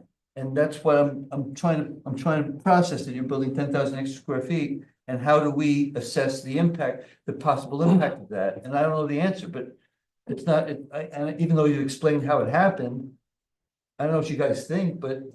Yeah, no, I'm trying to think where, I mean, I've actually been involved with a house where, you know, 2 wings upstairs were not occupied in the short term. Could be. And so maybe there's, and your explanation of the extra footage over the kitchen makes total sense. So I don't know if that becomes unoccupied I'll just throw it space. to you guys. It doesn't have any stair or it has. I'm there's just nothing saying else. that. No services. Well, I think we need to define if they're proposing having Yeah. space. We need to have an understanding of what that space could or would be used for. Because then we can't say, yeah, it's cool or. I mean, because no, it's not. it's probably Yeah, not we- likely to be, yeah. you know, storage for this activity, because first of all, you're gonna have downstairs space and you're not gonna want to be hauling all the stuff upstairs, so, but it just got open space and stuff like that's valuable, you Yeah. know? I think we gotta see some drawings that, you know, represent the use. Up to you guys, And that's your then, thought. you know, maybe future proposed use and evaluate what we see. I think the floor plans, Yeah. Mike, is gonna help a lot. Yeah. And the elevations and floor plans. of And the other thing is, you know, But how once much, again, even if it's, I'm sorry. That's right. If it's officers or anything, they're defined by the amount of people that they're allowed on the camp. Yeah, it's not like a commercial use where you're getting so many parking spaces. no, I Per get square that. foot of a warehouse or something. The health department defines them by their permits, which are done by the number of units at 160. And then the number of people that can be there at the 570. That's the existing scenario. That's the existing, so I think for with the them to board- change Those anything. are campers, What? Those are campers, people, Yeah. well, it's campers and staff. yeah. So the thing is if that number changes, then technically they have to go back. to My the- thought, and it was just that you would, I never supposed you'd be adding campers or staff. I suppose you have a valuable commercial space that could be used as commercial space that somebody could use as an office. But once again, if it exceeds the amount of people that are allowed or rooms that are allowed by their permits, they violated So their you're saying you permits. would add, if that happened, you'd add the number of, you know, No professional matter people what that they could do in the camp. proposed space, if it changes the number of campers, it changes the permit. The Wouldn't you permit be- then has to go back to the Alright. health department. I guess what the board is, what I'm hearing from the board, and what I think I said up front, maybe not quite articulate enough, but you're asking us to approve something that totals 50,000 square feet. We have a definitive use for 22,000 of it. That's the first floor with the dining and the freezers and the kitchen and all that. We know what that's used for, and that's where the campers are gonna, and their guests and their, whoever comes up for the weekend, they're gonna eat in there, be served there, the whole 9 yards. We got 10,000 feet upstairs and we have another 22,000 feet downstairs. When we approve this, we're saying we'll approve the whole building. But we haven't had the opportunity to evaluate the impact of all this extra space on things like, we know you have to go get approvals, but we have to assess the impact of whatever you're gonna do, whatever you're gonna generate in terms of more people, more use of water, more use of set, that we have to assess that, or more parking in our planning process. We literally will be approving potentially a site plan where we have a definitive understanding of 22,000 square feet, the use of that 22,000. And we approve the site plan, but there's another 32,000 that we don't even know what the use is. But yet we're approving that, you're asking us to approve the site plan. That's the problem. Well, that the board's having. hypothetically, if you can't change the number of people, the use of, I'm just saying, if you made a classroom, it wouldn't be for more people than concurrently. So you're never gonna have more than 574 people on this site. That's not true. It can't be I true. don't know that, so Because you're building another 32,000 square feet. What are you gonna do with it? it's to service the people currently attending the. And that's facility. it. You're gonna warrant to us that you're only gonna have 574 Well, people there. the thing is if we change the number of people, we gotta go back before the Board of Health and provide the No, facilities for. But it goes Then beyond we could that. also come back to the planning board and explain that use. Again, this board needs to, what we're approving, we need to understand what the use of it is. Well, I'm approving a site plan for unused space. Why bother? But Don't build it. Isn't the site Wait a plan minute, sorry, currently I for see your the, hand. Wait a currently minute. for the entire facility, right? The entire facility is a camp. So if they, let's say they took a day room and converted it to a classroom, just hypothetically. Have they changed the use of the facility? No, they've just simply reorganized the use of a room. Right? I'm just trying to. It just seems like secure. How many square feet is there a current, building, comparable to the one that you're building? No, not that I'm aware. So this is a new Well, building. it's dormitories, right? It's a new building. So it is a So new you're bu- building, but it's taking over the use of other portions of the camp. Okay. Those other portions of the camp. How many square feet do they cover? Do you know? I guess what I'm suggesting is, does it come anywhere near 50,000 square feet? No, because Okay, then they wouldn't. so the point is, so you're substantially expanding the square footage. And your assertion is that no matter what that you're doing, you're never gonna have more than the number of campers on the site. Well, that's my Oh, understanding. plus staff, campers Campers and staff, correct. is limited, that's strictly limited. So. And you couldn't bring anybody else on the site if they weren't campers or stuff as just a separate use on that, let's say on the 10,000 square feet. I'm only aware what the permits say. The permits permit this amount. Well, the permit's for a camp. Well, the camp includes the dining hall, right? Right. Well, it's a camp and a resort, right? Right, So but that's it's why like- it has a room and a camper. Is it your assertion that if you built offices in that 10,000 square feet and brought in people from the outside just to work there as office workers, not involved with the camp at all, it's a separate commercial activity, that would be prohibited by the camp permit?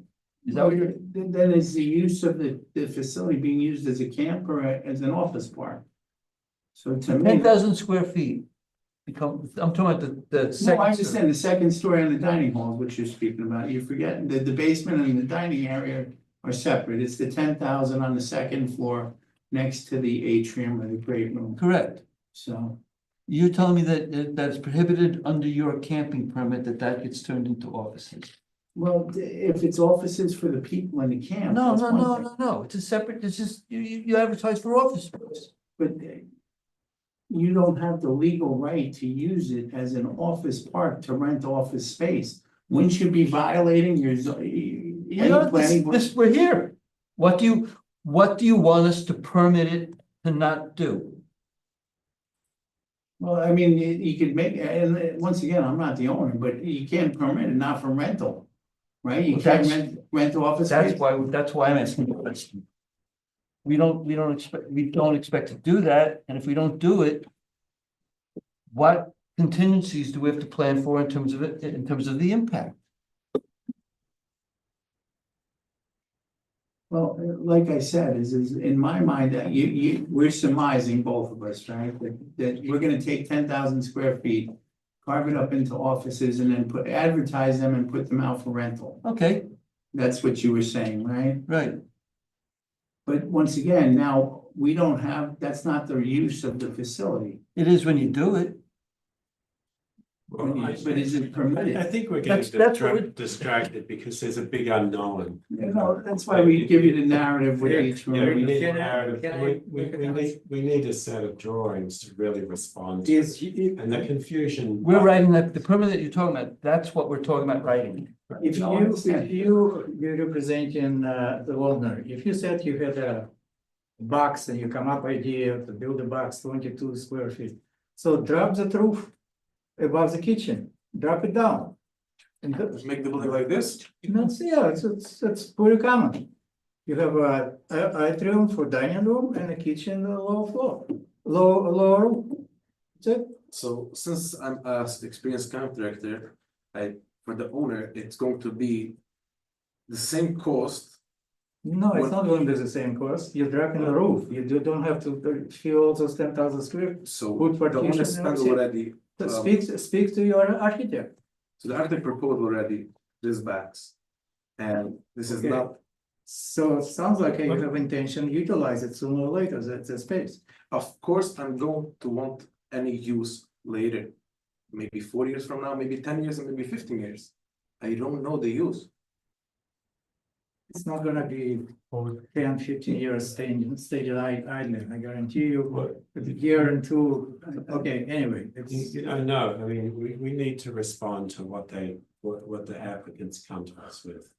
And if they come to us with, 10,000 feet of, unoccupied space at the moment for future use, I think then we have to sit as a board and figure out how we're gonna, if we're gonna allow that, or how we're gonna respond to that. Yeah, I think more restricted. So, and we need to, we need to see the drawings. And I think, To do that. Okay, fair enough. let's see what the floor I plans look like. want to explain what the concern was. Yes, yeah. Mike, so there's a whole bunch of things you said you're gonna do in terms of redoing the narrative. I think the bit with the size of the space may play into what it looks like relative to the knob that you're referring to. Now, how much of the building, let me back up. If that 22,000 square foot basement was all below ground and all you're gonna see is 15 feet above ground, the footprint becomes a lot less, or the impact to the community become, or the look of it to the community becomes less. There may be an assumption, I made the assumption that you have a 35 square foot, you have a 35-foot high building going up on this property. The ground is here, it goes up 35 feet. And just off the top, my first impression is that's a hell of a lot of building for that locale, for what is essentially a country road in a country setting. If on the other hand, a good part of that building is going to be below ground, and all you're going to see is 15 feet, the other 15 or 20 is below grade, maybe it doesn't make any difference. Well, that's why we'll provide you with the So, elevations. You need to see the elevations, you need to see the visuals from all sides. And just so you understand, plans, where the building's going, you have Cherrytown Road. Then the camp owns the property On the other directly side. across, it's part of the lot, Right. so. Well, that applies for whatever, I don't think there's any more uses you could put on this side of the road where you're building. Because it's crowded, it's gonna be totally crowded. Whatever you do in the future is gonna have to be on the other side, So, right? I would assume so, like I said, that's up to the owner of the property. So, but you would have to assume so. Again, I think the board is having difficulty, and then I'll stop, approving a non-use. Right. But if revise the proposal, I guess, right? Yeah. Yep. No, we'll give you, like we said, the detailed narrative, we'll get into the parking, we'll get you a parking count on what's existing. We'll try to get an idea of what they propose at this time and what in the future for each floor. And we still need the lighting, still need the landscaping. Yep, no, they're prepared, they just didn't make it in the submission. And I think the floor plan and the visuals around it is really important. That gives the board a good We're idea. gonna rendering. Okay. Can I make a request? Yep. When you resubmit plans, you also include setbacks. Yeah. There's drawings I don't think they're on, maybe they are. It's on the second shoot, right? The third shoot. No problem, we'll make sure you get some. And Setbacks. also revision blocks, and it's confusing. You list in the revision, one date on the revision block, and then on upper in, right corner. You didn't get the wrong form. I saw that. I think it's. We asked them for that. From another application. Yeah, the cover page, I have no revision date, so it's probably on the other one. Mike, did you, They copied and pasted, that's it. Mike, did you give us a long form or the short form? Short one. We need a long form. Because it's probably gonna be a type 1. And even if it isn't, it's complex enough that we need a long form. Well, it's that 2000, it's that 2,000 gallon flow within the aquifer overlay. So the question is, they're gonna easily have 2,000 gallons worth of water and sewer demand, right? Well, let me ask, all right, so you brought that up. Mike, there's a trigger gentlemen. The new code, the amended code for the aquifer overlay has certain actions are by town code are considered type 1. So we're gonna have to you're probably gonna have to tell us what your design capacity is for water and sewer. Well, the water and sewer, we're gonna say, just because it's based on the number of campers for camps. It's the existing permit. The number of people is based on the existing permit. If we're not changing the number of people, we're not changing the quantity or volume of either water or wastewater. So that's more than 2,000 gallons per day. Well, they have a permit for it, so if you look at it, typically, I think it's 55 gallons per camper. Yeah, so it's more than 2,000. It's a type one action. But once again, we're requesting a waiver from the aquifer thing because we're not affecting the amount of water Understood. that we take out now as compared to in the future when this Yeah, is. but I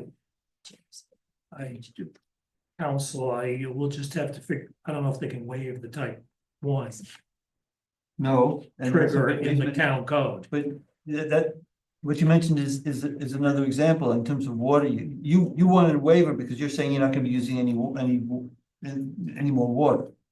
Technically, we should be using less because the new kitchen facility should have water saving facility. But again, this, not to beat the dead horse, but again, this is where the use of the 10,000 square feet comes in. Rick, you need a long form.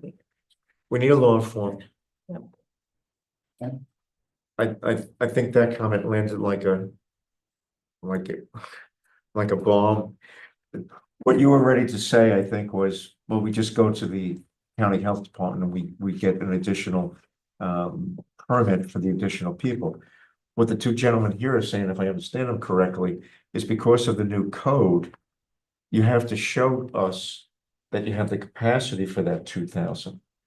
Well, I'm saying. No, with the code, if their proposal is gonna generate 2,000 gallons of water or wastewater demand. Right. It triggers it being a type 1 action. Okay. According to town code, which means you must get a full environmental assessment from the start. Okay. Are you also The saying? rest is to be defined. Oh, well, are you also saying that we need to ask, we should not, can't, whatever, waive the hydrological study? Well, I mean, that's a discussion since they're representing, they're not gonna change the conditions of their existing permit. The capacity won't change. That's the argument being made, right? Correct. That the occupancy and demand is not gonna change. In fact, demand may decrease with conservation measures. Okay, so we could, if. we But get to- that's a decision to be made, right? When we get to the point of. Okay. You got a lot of work to do. Yeah. And some of it I thought we had talked about, and I thought we were gonna see some of it, but I understand we got a lot here and I appreciate what you gave us. It was a lot of work in a short period of time. Now it's just to put the finishing touches on some of the things you heard tonight. Not a problem. All right. Well, we understand we have to satisfy the board. Okay. All right. Thank you very much. Thank you. Thank you. Thank you.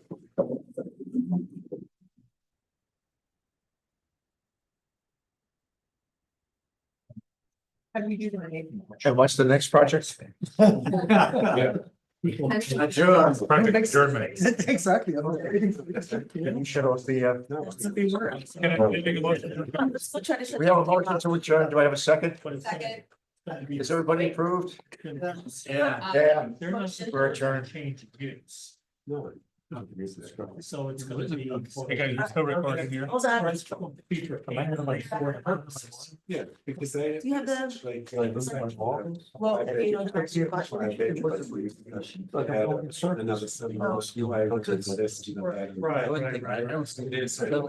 You take pictures. Where you can Um, have a bigger dining room. or- He's dealing in two different eras. You're dealing with like Yeah. New York State, Phases, right? Yeah. 2025. It's They're it's worth dealing with visiting. Is that off?